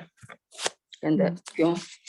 ਕਹਿੰਦਾ ਜਦੋਂ ਫਿਰ ਤੈਨੂੰ ਕਦੇ ਦੌਰਾ ਪਵੇ ਨਾ ਮੇਅਰ ਦਾ, ਤੇ ਇਹ ਨਕਸ਼ਾ ਦੇਖ ਲਿਆ ਕਰ ਕਿ ਇੱਥੇ ਮੈਂ ਕਿੱਥੇ। So this is a very big example ਕਿ ਅਸੀਂ ਕਿੰਨੇ ਤੁੱਛ, ਕਿੰਨੇ ਛੋਟੇ, ਕਿੰਨੇ, ਤੇ ਅਸੀਂ ਮੈਂ ਦੇ ਵਿੱਚ ਹੀ ਰਹਿ ਜਾਂਦੇ ਹਾਂ ਕਿ ਮੈਂ ਹਮੇ ਚ ਰਹਿ ਬੈਠੇ। ਆਇਨਸਟਾਈਨ ਨੇ ਕਿਹਾ ਹੈ ਕਿ ਦੇਖੋ ਪਹਿਲਾਂ ਤੇ ਜਿਹੜੇ ਸਾਇੰਟਿਸਟ ਸੀ ਨਾ, ਉਹ ਕਹਿੰਦੇ ਸੀ ਕਿ ਸਭ ਕੁਝ ਹੋ ਰਿਹਾ, ਕੋਈ ਸ਼ਕਤੀ ਇਹਦੇ ਪਿੱਛੇ ਨਹੀਂ ਹੈਗੀ, ਕੋਈ ਰੱਬ ਨਹੀਂ, ਕੁਝ ਨਹੀਂ। ਲੇਕਿਨ ਹੌਲੀ ਹੌਲੀ ਹੁਣ ਸਾਇੰਟਿਸਟਾਂ ਨੇ ਮੰਨਣਾ ਸ਼ੁਰੂ ਕਰ ਦਿੱਤਾ, ਔਰ ਹੁਣ ਜ਼ਰਾਦਰ ਉਹ ਸਾਰੇ ਸਪਿਰਿਚੁਅਲ ਹੋ ਗਏ ਨੇ। ਤੋ ਉਹਨੇ ਕਿਹਾ ਹੈਗਾ ਕਿ ਜਿਸ ਤਰ੍ਹਾਂ ਸੰਸਾਰ ਚੱਲ ਰਿਹਾ ਹੈ, ਔਰ ਜਿੰਨੀ ਕੰਪਲੀਟ ਪਰਫੈਕਸ਼ਨ ਹੈ, ਜਿੰਨਾ ਆਰਡਰ ਹੈ, ਜਿੰਨਾ ਕਾਨੂੰਨ ਹੈ, ਪਰਮਾਤਮਾ ਦਾ ਜਿਸ ਤਰੀਕੇ ਨਾਲ ਦੁਨੀਆ ਚੱਲ ਰਹੀ ਹੈ, ਜਿਸ ਤਰੀਕੇ ਨਾਲ ਉਹਨੇ ਵਸਾਈ ਹੋਈ ਹੈ, ਇਹਦੇ ਪਿੱਛੇ ਜ਼ਰੂਰ ਜਿਹੜਾ ਹੈਗਾ ਇੱਕ ਬਹੁਤ ਵੱਡੀ ਸ਼ਕਤੀ ਦਾ ਹੱਥ ਹੈ। ਇਹ ਹੁਣ ਮੇਰੇ ਸਾਇੰਟਿਸਟ ਜਿਹੜੇ ਨੇ ਉਹ ਵੀ ਮੰਨਣ ਲੱਗ ਪਏ ਨੇ, ਬਿਕਾਜ਼ ਇਟ ਇਜ਼ ਟਰੂਥ। ਸੋ ਮੰਨ ਗਏ ਹੁਣ ਪਤਾ ਲੱਖਾ ਗਾਸਾਂ ਗਾਸ ਮੰਨ ਗਏ ਹੁਣ ਮੰਨਦੇ ਪਏ ਨੇ ਉਹਦੇ। ਬਿਲਕੁਲ। ਸੋ ਹੁਣ ਅਸੀਂ ਇਸ ਨਤੀਜੇ ਤੇ ਪਹੁੰਚ ਰਹੇ ਹਾਂ ਕਿ ਜੋ ਕੁਝ ਪਰਮਾਤਮਾ ਨੇ ਬਣਾਇਆ, ਜੋ ਕੁਝ ਜਿਸ ਤਰ੍ਹਾਂ ਬਣਾਇਆ ਹੈ, ਉਹਨੂੰ ਅਸੀਂ ਸਮਝ ਨਹੀਂ ਸਕਦੇ। ਫਿਰ ਕੀ ਹੈ, ਅਸੀਂ ਆਪਣੀ ਮੈਂ ਨੂੰ ਛੱਡ ਕੇ ਉਹਦੀ ਤੂੰ ਦੇ ਵਿੱਚ ਮਿਲ ਜਾਣਾ। ਹੁਣ ਕਹਿੰਦੇ ਨੇ ਕਿ ਪਰਮਾਤਮਾ ਆਪ ਤੇ ਜਿਹੜਾ ਉਹਦੀ ਕੁਦਰਤ ਜਿਹੜੀ ਕਹਿੰਦਾ ਬਲਿਹਾਰੀ ਕੁਦਰਤ ਵਸਿਆ ਤੇਰਾ ਅੰਤ ਨਾ ਜਾਏ ਲਿਖਿਆ। ਹੁਣ ਕੁਦਰਤ ਦੇ ਵਿੱਚ ਉਹ ਆਪ ਹੈ। ਅਸੀਂ ਕਹਿੰਦੇ ਆ ਨਾ ਕਿ ਆਪੀ ਨੇ ਆਪ ਸਾਜ ਬਾਬੀ ਨੇ ਦੋਈ ਕੁਦਰਤ ਸਾਜੀਏ ਕਰ ਆਸਣ ਡਿਠੋ ਜਾ। ਪੂਰੀ ਕੁਦਰਤ ਦੇ ਵਿੱਚ ਉਹ ਆਪ ਬੈਠਾ ਹੋਇਆ ਹੈ, which means ਕਿ ਸਾਡੇ ਅੰਦਰ ਹਰ ਚੀਜ਼ ਦੇ ਅੰਦਰ, ਪਰ ਹਰ ਚੀਜ਼ ਨੂੰ ਪਤਾ ਨਹੀਂ, ਇਨਸਾਨ ਨੂੰ ਪਤਾ ਮੇਰੇ ਅੰਦਰ ਬੈਠਾ, ਉਹ ਮੇਰੇ ਅੰਦਰ ਬੈਠਾ ਸਭ ਕੁਝ ਕਰ ਰਿਹਾ ਹੈ। ਹੌਲੀ ਹੌਲੀ ਜਦੋਂ ਅਸੀਂ ਇਸ ਆਈਡੀਆ ਨੂੰ ਡਿਵੈਲਪ ਕਰਦੇ ਕਰਦੇ ਉੱਥੋਂ ਤੱਕ ਪਹੁੰਚ ਜਾਂਦੇ ਹਾਂ, ਤੇ ਫਿਰ ਉਹ ਮੈਂ ਜਿਹੜਾ ਹੌਲੀ ਹੌਲੀ ਛੁੱਟ ਜਾਂਦਾ। ਜਦੋਂ ਹੌਲੀ ਹੌਲੀ ਮੈਂ ਛੁੱਟਦਾ ਤਾਂ ਡੋਲੀ ਜੀ ਦੀ ਗੱਲ ਸੀ ਕਿ ਫਿਰ ਮਨ ਜਿਹੜਾ ਹੈ ਫਿਰ ਬਦਲਣਾ ਸ਼ੁਰੂ ਹੁੰਦਾ ਕਿ ਫਿਰ ਮੈਂ ਨਹੀਂ ਤੂੰ। ਸੋ कैसा लगा ਤੁਹਾਨੂੰ? मैं तो बहुत मैं तो कमाल लगे, मैं तो बहुत लगे। मैं ते ਤੁਸੀਂ ਹਰ ਸ਼ੁੱਕਰਵਾਰ ਕरोगे जी, हर ਅਸੀਂ ਤੇ ਬੜੇ ਪ੍ਰਸੰਨਤਾ, ਇੰਨੀ ਪ੍ਰਸੰਨਤਾ ਹੋਈ ਮੈਂ ਤੇ ਤੁਸੀਂ ਉਹ ਜੀ ਦੱਸਿਆ ਸਾਨੂੰ ਪਤਾ ਨਹੀਂ ਜੀ ਕੁਝ ਇੰਨੀ ਪਿੱਛੇ ਨਹੀਂ। Really appreciate. ਹਾਂਜੀ ਪਲੀਜ਼ ਤੁਸੀਂ ਹਰ ਸ਼ੁੱਕਰਵਾਰ ਕਲਾਸ ਲਿਆ ਕਰੋ, ਅਸੀਂ ਜ਼ਰੂਰ ਆਵਾਂਗੇ, ਟਾਈਮ ਨਾਲ ਆਇਆ ਕਰਾਂਗੇ ਜੀ। बहुत अच्छा बड़ा अच्छा पार्टिसिपेट ਤੁਹਾਡੇ ਕਰਨ ਨਾਲ ਵੀ ਬੜਾ ਅੱਛਾ ਲੱਗਦਾ ਹੈ। तो बहुत आनंद आया जी। हाँ सो ठीक है, ਹੁਣ ਅਸੀਂ ਕੁਝ ਦੇਰ ਤੇ ਕਰਾਂਗੇ ਆਸਾ ਦੀਵਾਰੀ ਐਂਡ ਉਹਦੇ ਵਿੱਚ ਮਤਲਬ ਇਹਦੇ ਵਿੱਚ ਮੈਂ ਤੁਹਾਨੂੰ ਮਤਲਬ ਟਾਈਮ ਨਹੀਂ ਹੈਗਾ, ਫਿਰ ਦੱਸਾਂਗੀ ਕਿਸੇ ਵੇਲੇ ਕਿ ਇਹਦਾ ਮੇਰੇ ਤੇ ਕਿਸ ਤਰ੍ਹਾਂ ਅਸਰ ਹੋਇਆ ਸੀ, ਔਰ ਬਹੁਤ ਗਹਿਰਾ ਅਸਰ ਹੋਇਆ ਸੀ। ਸੋ ਅੱਜ ਤੇ ਇੱਕ ਬੜਾ ਵੱਡਾ ਪੁਆਇੰਟ ਮੈਨੂੰ ਅੱਛਾ ਲੱਗਾ, ਆਪਣਾ ਚੇਂਜ ਕਰਨਾ ਸੀ, ਆਪਣਾ ਚੇਂਜ ਕਰਨਾ ਜੋ ਸਾਡੇ ਅੰਦਰ ਹੈਗਾ ਨਾ, ਆਪਣਾ ਬਦਲਾਣਾ ਹੈਗਾ, ਬਦਲਾਵ ਕਰਨਾ ਹੈ। ਬਦਲਾਵ। ਬਹੁਤ ਬਹੁਤ ਬਹੁਤ ਅੱਛਾ ਆਪਣੇ ਪੁਆਇੰਟ ਦੱਸਿਆ ਰੀਅਲੀ। ਇਸਨੂੰ ਅਸੀਂ ਜ਼ਰੂਰ ਆਪਣੀ ਲਾਈਫ ਲੈ ਕੇ ਕੋਸ਼ਿਸ਼ ਕਰਨੀ ਚਾਹੀਦੀ। ਬਿਲਕੁਲ ਬਿਲकुल। ਔਰ ਤੁਸੀਂ ਅਸੀਂ ਜੇ ਇੱਕ ਵਾਰੀ ਇਰਾਦਾ ਕਰ ਲਈਏ ਨਾ ਕਿ ਹਾਂਜੀ ਮੈਂ ਕਰਨਾ ਹੈ ਤੇ ਕੋਈ ਸਾਨੂੰ ਸ਼ਕਤੀ ਰੋਕ ਨਹੀਂ ਸਕਦੀ, ਕਿਉਂਕਿ ਉਹਦੀ ਸ਼ਕਤੀ ਹੈ, ਇਹ ਉਹਦਾ ਠੀਕ ਹੈ ਜੀ। ਇਨਸਾਫ ਹੈ, ਉਹਦਾ ਕਾਨੂੰਨ ਹੈ। ਤੁਸੀਂ ਕਹਿੰਦੇ ਨਾ ਕਿ ਤੁਸੀਂ ਇੱਕ ਕਦਮ ਉਹਦੇ ਵੱਲ ਚੁੱਕੋ 10 ਕਦਮ ਚੁੱਕੇਗਾ, ਦਿਸ ਇਜ਼ ਟਰੂਥ, ਇਹਦੇ 'ਚ ਕੋਈ ਸ਼ੱਕ ਨਹੀਂ। ਤੁਹਾਨੂੰ ਇੰਟਰਸਟ ਪੈਦਾ ਹੋ ਜਾਏਗਾ, ਤੁਹਾਨੂੰ ਚੰਗਾ ਲੱਗਣ ਲੱਗ ਜਾਏਗਾ, ਤੁਹਾਨੂੰ ਸਮਝ ਆਉਣੀ ਸ਼ੁਰੂ ਹੋ ਜਾਏਗੀ, ਤੁਹਾਡੇ ਤੇ ਅਸਰ ਹੋਣਾ ਸ਼ੁਰੂ ਹੋ ਜਾਏਗਾ, ਤੁਹਾਡਾ ਠੀਕ। ਜੀਵਨ ਬਦਲ ਜਾਏਗਾ। ਇਹ ਬਸ ਸਾਰਾ ਇਹ- ਕੁਝ ਹੁੰਦਾ, ਸਾਰਾ ਇਹੀ ਕੁਝ ਕੁਝ ਹੁੰਦਾ। ਇਹੀ ਚਾਹੀਦਾ, ਇਹੀ ਕੁਝ ਚਾਹੀਦਾ ਹੈ। ਹਾਂਜੀ ਬਹੁਤ ਧੰਨਵਾਦ, ਬਹੁਤ ਧੰਨਵਾਦ ਰੀਅਲੀ। ਮੈਂ ਤੇ ਬਹੁਤ ਹੀ ਮੈਨੂੰ ਅੱਛਾ ਲੱਗਿਆ। ਮੈਂ ਤਾਂ ਤੁਸੀਂ ਆਪ ਜੀ ਥੈਂਕ ਇੰਨਾ ਸੋਹਣਾ ਕਰਦੇ ਹੋ, ਮੈਂ ਕਦੇ ਅਟੈਂਡ ਹੀ ਨਹੀਂ ਕੀਤੀ, ਮੈਨੂੰ ਪਤਾ ਨਹੀਂ ਸੀ ਕਹਿਣਾ ਕੁਝ। ਲਾਸਟ ਟਾਈਮ ਜਦੋਂ ਜਾਈ ਕਿਧਰ ਤਾਂ ਮੈਂ ਇਸ ਟਾਈਮ ਤੇ ਜ਼ਰੂਰ ਅਟੈਂਡ ਕਰਾਂਗੇ। ਸੋ ਪਲੀਜ਼ ਤੁਸੀਂ ਕਲਾਸ ਲਿਆ ਕਰੋ ਰੈਗੂਲਰ, ਅਸੀਂ ਆਵਾਂਗੇ ਰੈਗੂਲਰ। ਹਾਂ ਬਿਲਕੁਲ, ਬਹੁਤ ਅੱਛਾ, ਵੈਰੀ ਨਾਈਸ। ਥੈਂਕ ਯੂ ਜੀ। ਡਾਲੀ ਜੀ ਤੋਂ ਪਹਿਲਾਂ ਫਿਰ ਤੁਸੀਂ ਹੋਰ ਕਿਸੇ ਨੂੰ ਸਵਾਲ ਕਰਨਾ ਕਰੋ, ਫਿਰ ਡਾਲੀ ਜੀ ਅਖੀਰ ਤੇ ਕਮੈਂਟ ਦੇਣ। ਆਪਣੇ ਕੁਛ ਛੱਡਿਆ ਨਹੀਂ, ਕੀ ਸਵਾਲ ਕਰੀਏ? ਛੱਡਿਆ ਨਹੀਂ ਆਪਣੇ ਸੰਜੋਸ਼ਨ, ਨਹੀਂ ਪਤਾ ਸੀ ਆਪ ਜੀ ਨੇ ਸਾਰਾ ਦੱਸ ਛੱਡਿਆ। ਅਸੀਂ ਕੀ ਪੁੱਛੀਏ ਹੁਣ? ਬਹੁਤ ਕੁਝ ਦੱਸਿਆ, ਸੱਚੇ ਤੇਰੇ ਖੰਡ, ਸੱਚੇ ਬ੍ਰਹਮਣ, ਆਪਣੇ ਸਾਰੇ ਐਕਸਪਲੇਨ ਕਰਤਾ ਜੀ। ਸੱਚਾਈ ਕੀ ਹੈਗੀ, ਅਕਾਲ ਪੁਰਖ ਸੱਚ ਹੈਗਾ, ਉਹ ਬਣਿਆ ਹਰ ਚੀਜ਼ ਸੱਚ ਹੈਗੀ। ਸੋ ਉਹਦੇ ਅੱਜ ਕਾਨੂੰਨ ਦੀ ਸੱਚ ਨੇ। ਹਾਂਜੀ ਅੱਜ ਦਾ ਜਿਹੜਾ ਸਤਸੰਗ ਹੈ, ਇਹਦਾ ਫਲ ਸਾਰਾ ਡੋਲੀ ਜੀ ਦੀ ਸਿਹਤ ਵੱਲ ਜਾਏ। ਸਾਰਿਆਂ ਦੀ ਅਰਦਾਸ ਹੈ, ਸਾਰੇ ਸੰਗਤ ਵੱਲੋਂ, ਪਰਮਾਤਮਾ ਉਹਨਾਂ ਨੂੰ ਸ਼ਕਤੀ ਦੇਵੇ, ਉਹਨਾਂ ਨੂੰ ਨਿਰਭੈ ਬਣਾਏ। ਪਰਮਾਤਮਾ ਅੰਗ ਸੰਗ ਉਹਨਾਂ ਦੇ ਜਿਹੜੀਆਂ ਰਸਤੇ ਵਿੱਚ ਅੜਚਨਾ ਆਉਣ, ਉਹਨਾਂ ਨੂੰ ਪਰਮਾਤਮਾ ਆਪ ਹਾਜ਼ਰ ਨਾਜ਼ਰ ਹੋ ਕੇ ਸਹਾਈ ਹੋਵੇ। ਔਰ ਮੈਂ ਦੇਖਿਆ ਕਿ ਵਿਸ਼ਵਾਸ ਜਿਹੜਾ ਹੈ ਉਹ ਚੀਜ਼ਾਂ ਨੂੰ ਬਦਲ ਦਿੰਦਾ, ਤੁਹਾਡੀ ਕਿਸਮਤ ਨੂੰ ਬਦਲ। ਰਾਈਟ। ਸੋ ਇੱਕ ਸਟਰੋਂਗ ਫੇਥ ਜਿਹੜਾ ਹੈਗਾ ਹੈ, ਉਹ ਬਹੁਤ ਅੱਗੇ ਜਾਂਦਾ ਹੈ। ਰਾਈਟ। ਔਰ ਇਹੋ ਜਿਹੇ ਵੇਲੇ ਅਸੀਂ ਡੋਲ ਜਾਂਦੇ ਹਾਂ, ਇਹਦੇ 'ਚ ਕੋਈ ਸ਼ੱਕ ਨਹੀਂ ਹੈਗਾ। ਪਰ ਜਦੋਂ ਸੰਗਤ ਦੀ ਅਰਦਾਸ ਹੁੰਦੀ ਹੈ, ਪਰਮਾਤਮਾ ਸੰਗਤ ਦੇ ਵਿੱਚ ਹਰ ਪ੍ਰਭ ਵਸੇ ਜੀ, ਤੋ ਸਭ ਕਾਰਜ ਜਿਹੜੇ ਨੇ ਉਹ ਸਿੱਧ ਹੋ ਜਾਂਦੇ ਹੈਗੇ। ਹਾਂਜੀ। ਸੋ ਡਾਲੀ ਜੀ, ਤੁਸੀਂ ਜੇ ਕੋਈ ਕਮੈਂਟ ਕਰਨੇ ਨੇ ਕਰਕੇ ਕਰੋ, ਫਿਰ ਤੁਸੀਂ ਅਰਦਾਸ ਕਰ। ਨਹੀਂ ਭੈਣ ਜੀ, ਅੱਜ ਤੇ ਕਲਾਸ ਵਾਸ ਵੈਰੀ ਗੁੱਡ। ਮੈਂ ਤੇ ਬਹੁਤ ਇੰਜੋਏ ਕੀਤਾ ਰੀਅਲੀ। ਜੋ ਅਸੀਂ ਮਤਲਬ ਤੁਸੀਂ ਨਾ ਹਰ ਇੱਕ ਚੀਜ਼ ਦੱਸ ਦਿੱਤੀ, ਜਿਸ ਤਰ੍ਹਾਂ ਪਾਣੀ ਨੂੰ ਦੇਖੀਏ, ਸਮੁੰਦਰ ਨੂੰ ਦੇਖੀਏ, ਚਲੋ ਸਮੁੰਦਰ ਦਾ ਪਾਣੀ ਲੈ ਲਓ, ਉਹਨੂੰ ਦੇਖੀਏ, ਫਿਰ ਕਿਸ ਤਰ੍ਹਾਂ ਕਨੈਕਸ਼ਨ ਹੈਗਾ, ਕਿੰਨੀ ਅਪਾਰ ਐਨਰਜੀ ਉੱਥੇ ਹੈਗੀ ਹੈ। ਜੇ ਸਾਡੀ ਸੋਚ ਵੀ ਉਸ ਤਰ੍ਹਾਂ ਦੀ ਹੋ ਜਾਏ ਤੇ ਸਾਡੇ ਕੋਲ ਐਨਰਜੀ ਵੀ ਉਨੀ ਜ਼ਿਆਦਾ ਹੈ। ਫਿਰ ਤੁਸੀਂ ਅਗਨ ਦਾ ਇੰਨਾ ਸੋਹਣਾ ਦੱਸਿਆ ਹੈ, ਜੇ ਸਾਨੂੰ ਹਰ ਚੀਜ਼ ਵਿੱਚ ਗਹਿਰਾਈ ਵਿੱਚ ਉਹ ਅਗਨ ਨਜ਼ਰ ਆਉਣ ਲੱਗ ਪਏ, ਕਿਉਂਕਿ ਸਾਰੀ ਚੀਜ਼ ਇਹ ਹੈ ਕਿ ਜੇ ਸਾਡੀ ਗਹਿਰਾਈ ਵਧੇਗੀ ਤੇ ਸਾਡੀ ਐਨਰਜੀ ਲੈਵਲ ਡੈਫੀਨੇਟਲੀ ਉੱਪਰ ਜਾਏ। ਕਿਉਂਕਿ ਉਹ ਮਤਲਬ ਆਉਣ ਦੀ ਲੋੜ ਹੀ ਨਹੀਂ ਹੈ। ਜੇ ਸਾਡੀ ਗਹਿਰਾਈ ਵਧੇਗੀ ਤੇ ਫਿਰ ਉਹ it's automatic reaction, that energy level will be different. ਬਹੁਤ ਹੀ ਭੈਣ ਜੀ, you gave us points. If you can just focus on those points, ਜਿਵੇਂ ਤੁਸੀਂ ਕਹਿ ਰਹੇ ਹੋ ਨਾ ਕਿ ਤੁਹਾਡੀ ਲਾਈਫ 'ਚ ਬੜਾ ਫਰਕ ਪਿਆ, ਸਾਡੀ ਲਾਈਫ ਵਿੱਚ ਵੀ ਫਰਕ ਪੈ ਸਕਦਾ ਹੈ। It's just ਵਾਹਿਗੁਰੂ ਇੰਨੀ ਕਿਰਪਾ ਕਰਨ ਸਾਰਿਆਂ ਤੇ ਕਿ ਹਰ ਛੋਟੀ ਚੀਜ਼ ਵਿੱਚ ਸਾਨੂੰ ਉਹ ਵਰਤਦਾ ਨਜ਼ਰ ਆਉਂਦਾ ਹੈ, ਤੇ ਉਹ ਵਰਤਦਾ ਵੀ ਕੀ ਪੂਰੀ ਐਫੀਸ਼ੀਐਂਸੀ ਵੀ ਨਹੀਂ ਕਹਿ ਸਕਦੇ, ਵਰਤਦਾ ਵੀ ਦੀ perfect way. Even God's every creation is perfect ਹੈਗੀ ਉਸ ਤਰ੍ਹਾਂ। ਸੋ ਇਹ ਗੁਰੂ ਸਾਹਿਬ ਕਿਰਪਾ ਕਰਨ ਕਿ ਇਹ ਵਿਚਾਰ ਸਾਡੇ ਦਿਲਾਂ ਵਿੱਚ ਵਸ ਜਾਏ, ਸਾਡੀ ਦ੍ਰਿਸ਼ਟੀ ਨੂੰ ਬਦਲੇ, ਤੇ ਬਹੁਤ ਹੀ ਵੈਰੀ ਨਾਈਸ ਭੈਣ ਜੀ, ਵੈਰੀ ਨਾਈਸ, ਵੈਰੀ ਨਾਈਸ। वही ना, हर हट भी तू करे, हर हट भी तू करे, बस तो तू ही नजर आवे वाहिगुरू। यस, ਤੇ ਤੁਸੀਂ ਜੋ ਦੱਸਿਆ ਸਾਨੂੰ, ਜਿਹੜੀ ਸੰਗਤ ਬੈਠੀ ਹੈ, ਕਿਉਂਕਿ even if ਮੰਨ ਲਓ ਕਿ ਬਹੁਤ ਗਹਿਰਾਈ ਚ ਨਹੀਂ ਜਾ ਸਕਦੀ, ਮੰਨ ਲਓ even it passed on the surface, it has passed on the surface, अब अपना इफेक्ट छड्डेगी, जरूर छड्डेगी। हाँ नहीं बहुत गहराई दसे ना, बहुत गहराई दसे, बहुत दसे। या जी, पर जिन्नी गहराई विच जान लगांगे ओदी ते गल ही नहीं है, कोई रीस ही नहीं है। Even if it goes on the surface, it will still।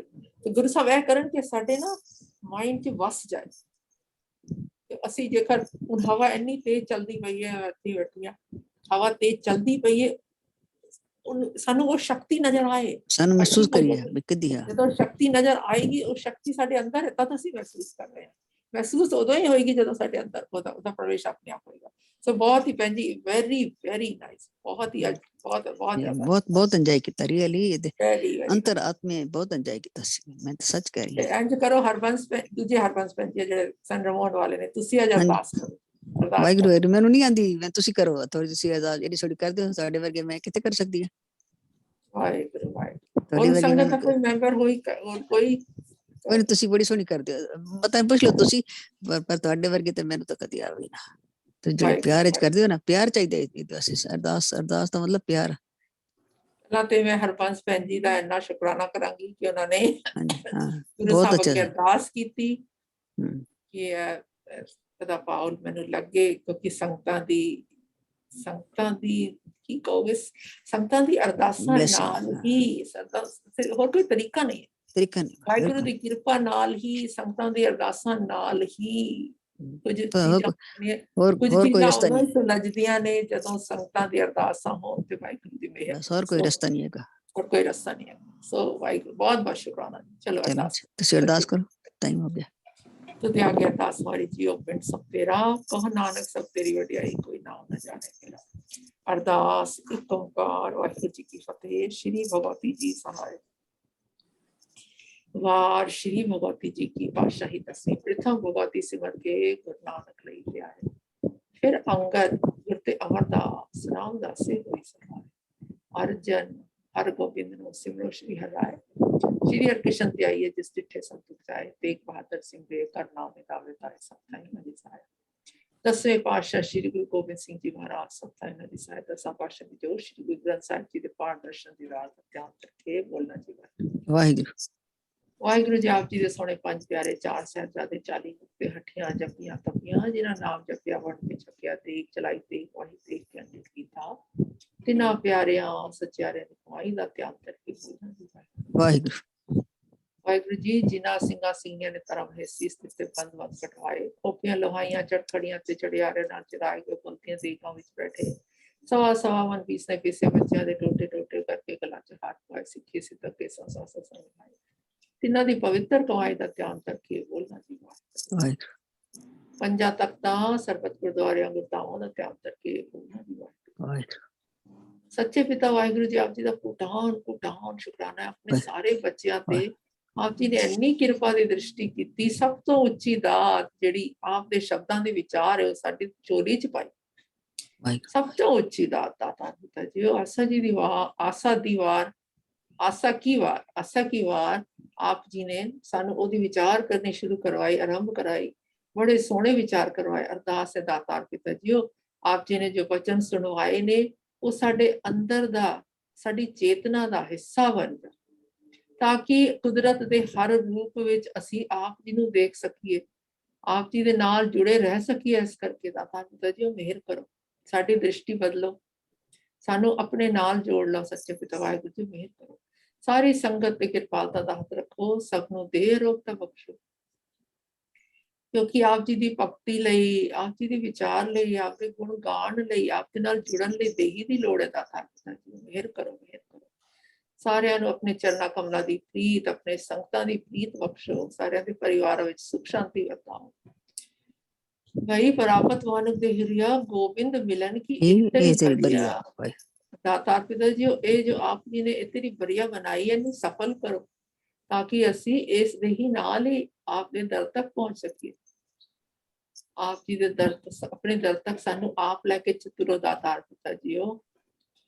ਜੋ ਵੀ ਭੁੱਲਾਂ ਚੁੱਕਾਂ ਗਲਤੀਆਂ ਹੋਣਗੀਆਂ ਆਪ ਜੀ ਮਾਫ ਕਰੋ, ਅੱਗੇ ਵਾਸਤੇ ਆਪਣੀ ਕਿਰਪਾ ਦੀ ਦ੍ਰਿਸ਼ਟੀ ਬਖਸ਼ੋ, ਸਾਡੇ ਗੁਣ ਅਵਗੁਣਾਂ ਨੂੰ ਨਾ ਵਿਚਾਰੋ। ਮੇਰੇ ਹੀਰੇ ਰਤਨ ਨਾਮ ਹਰ ਬਸਿਆ, ਕੁਤ ਹਾਰ ਧਰਿਓ ਮਾਥਾ। जन्म जन्म के किल बिक्त पुत्रे गुरु नाम दियो दिन लाथा मेरे मन भज राम नाम सब अर्था पूरे हर नाम जुड़ाया बिन नावे जीवन बिरथा बिन गुण मूड भय है मन मुक्त मोह माया नित पाता तिन साधु चरण न सेवे कबू तिन सब जन्म पाता कथा जिन साधु चरण साधक सेवे तिन सफल्यो जन्म सनाथा को कीजे दास दास दासन को हर दया धार जगन्नाथ मोको कीजे दास दास दासन को सारी संगत की अरदास है दाता दास दास दासन को हर दया धार जगन्नाथ हम अंधले ज्ञानहीन अज्ञानी क्यों चाले मार्ग पंथा पर की होया हम अंधले को अगर अंचल दीजे हम अंधले को अगर अंचल दीजे जन नानक चले मिलन हम अंधले देव दाता जो अंचल दवो अपना पढ़ाओ हम अंधले को गुर अंचल दीजे जन नानक चले मिलन था मेहर मेहर मेहर मेहर कुर्बान कुर्बान कुर्बान कुर्बान सिख पढ़दे सुनदे सरबत लाहे बंद होवन नानक नाम चढ़दी कला तेरे पाने सरबत का भला वाहिगुरू जी का खालसा वाहिगुरू जी की फतेह। बहुत बहुत शुक्राना बहन जी आप जी का आप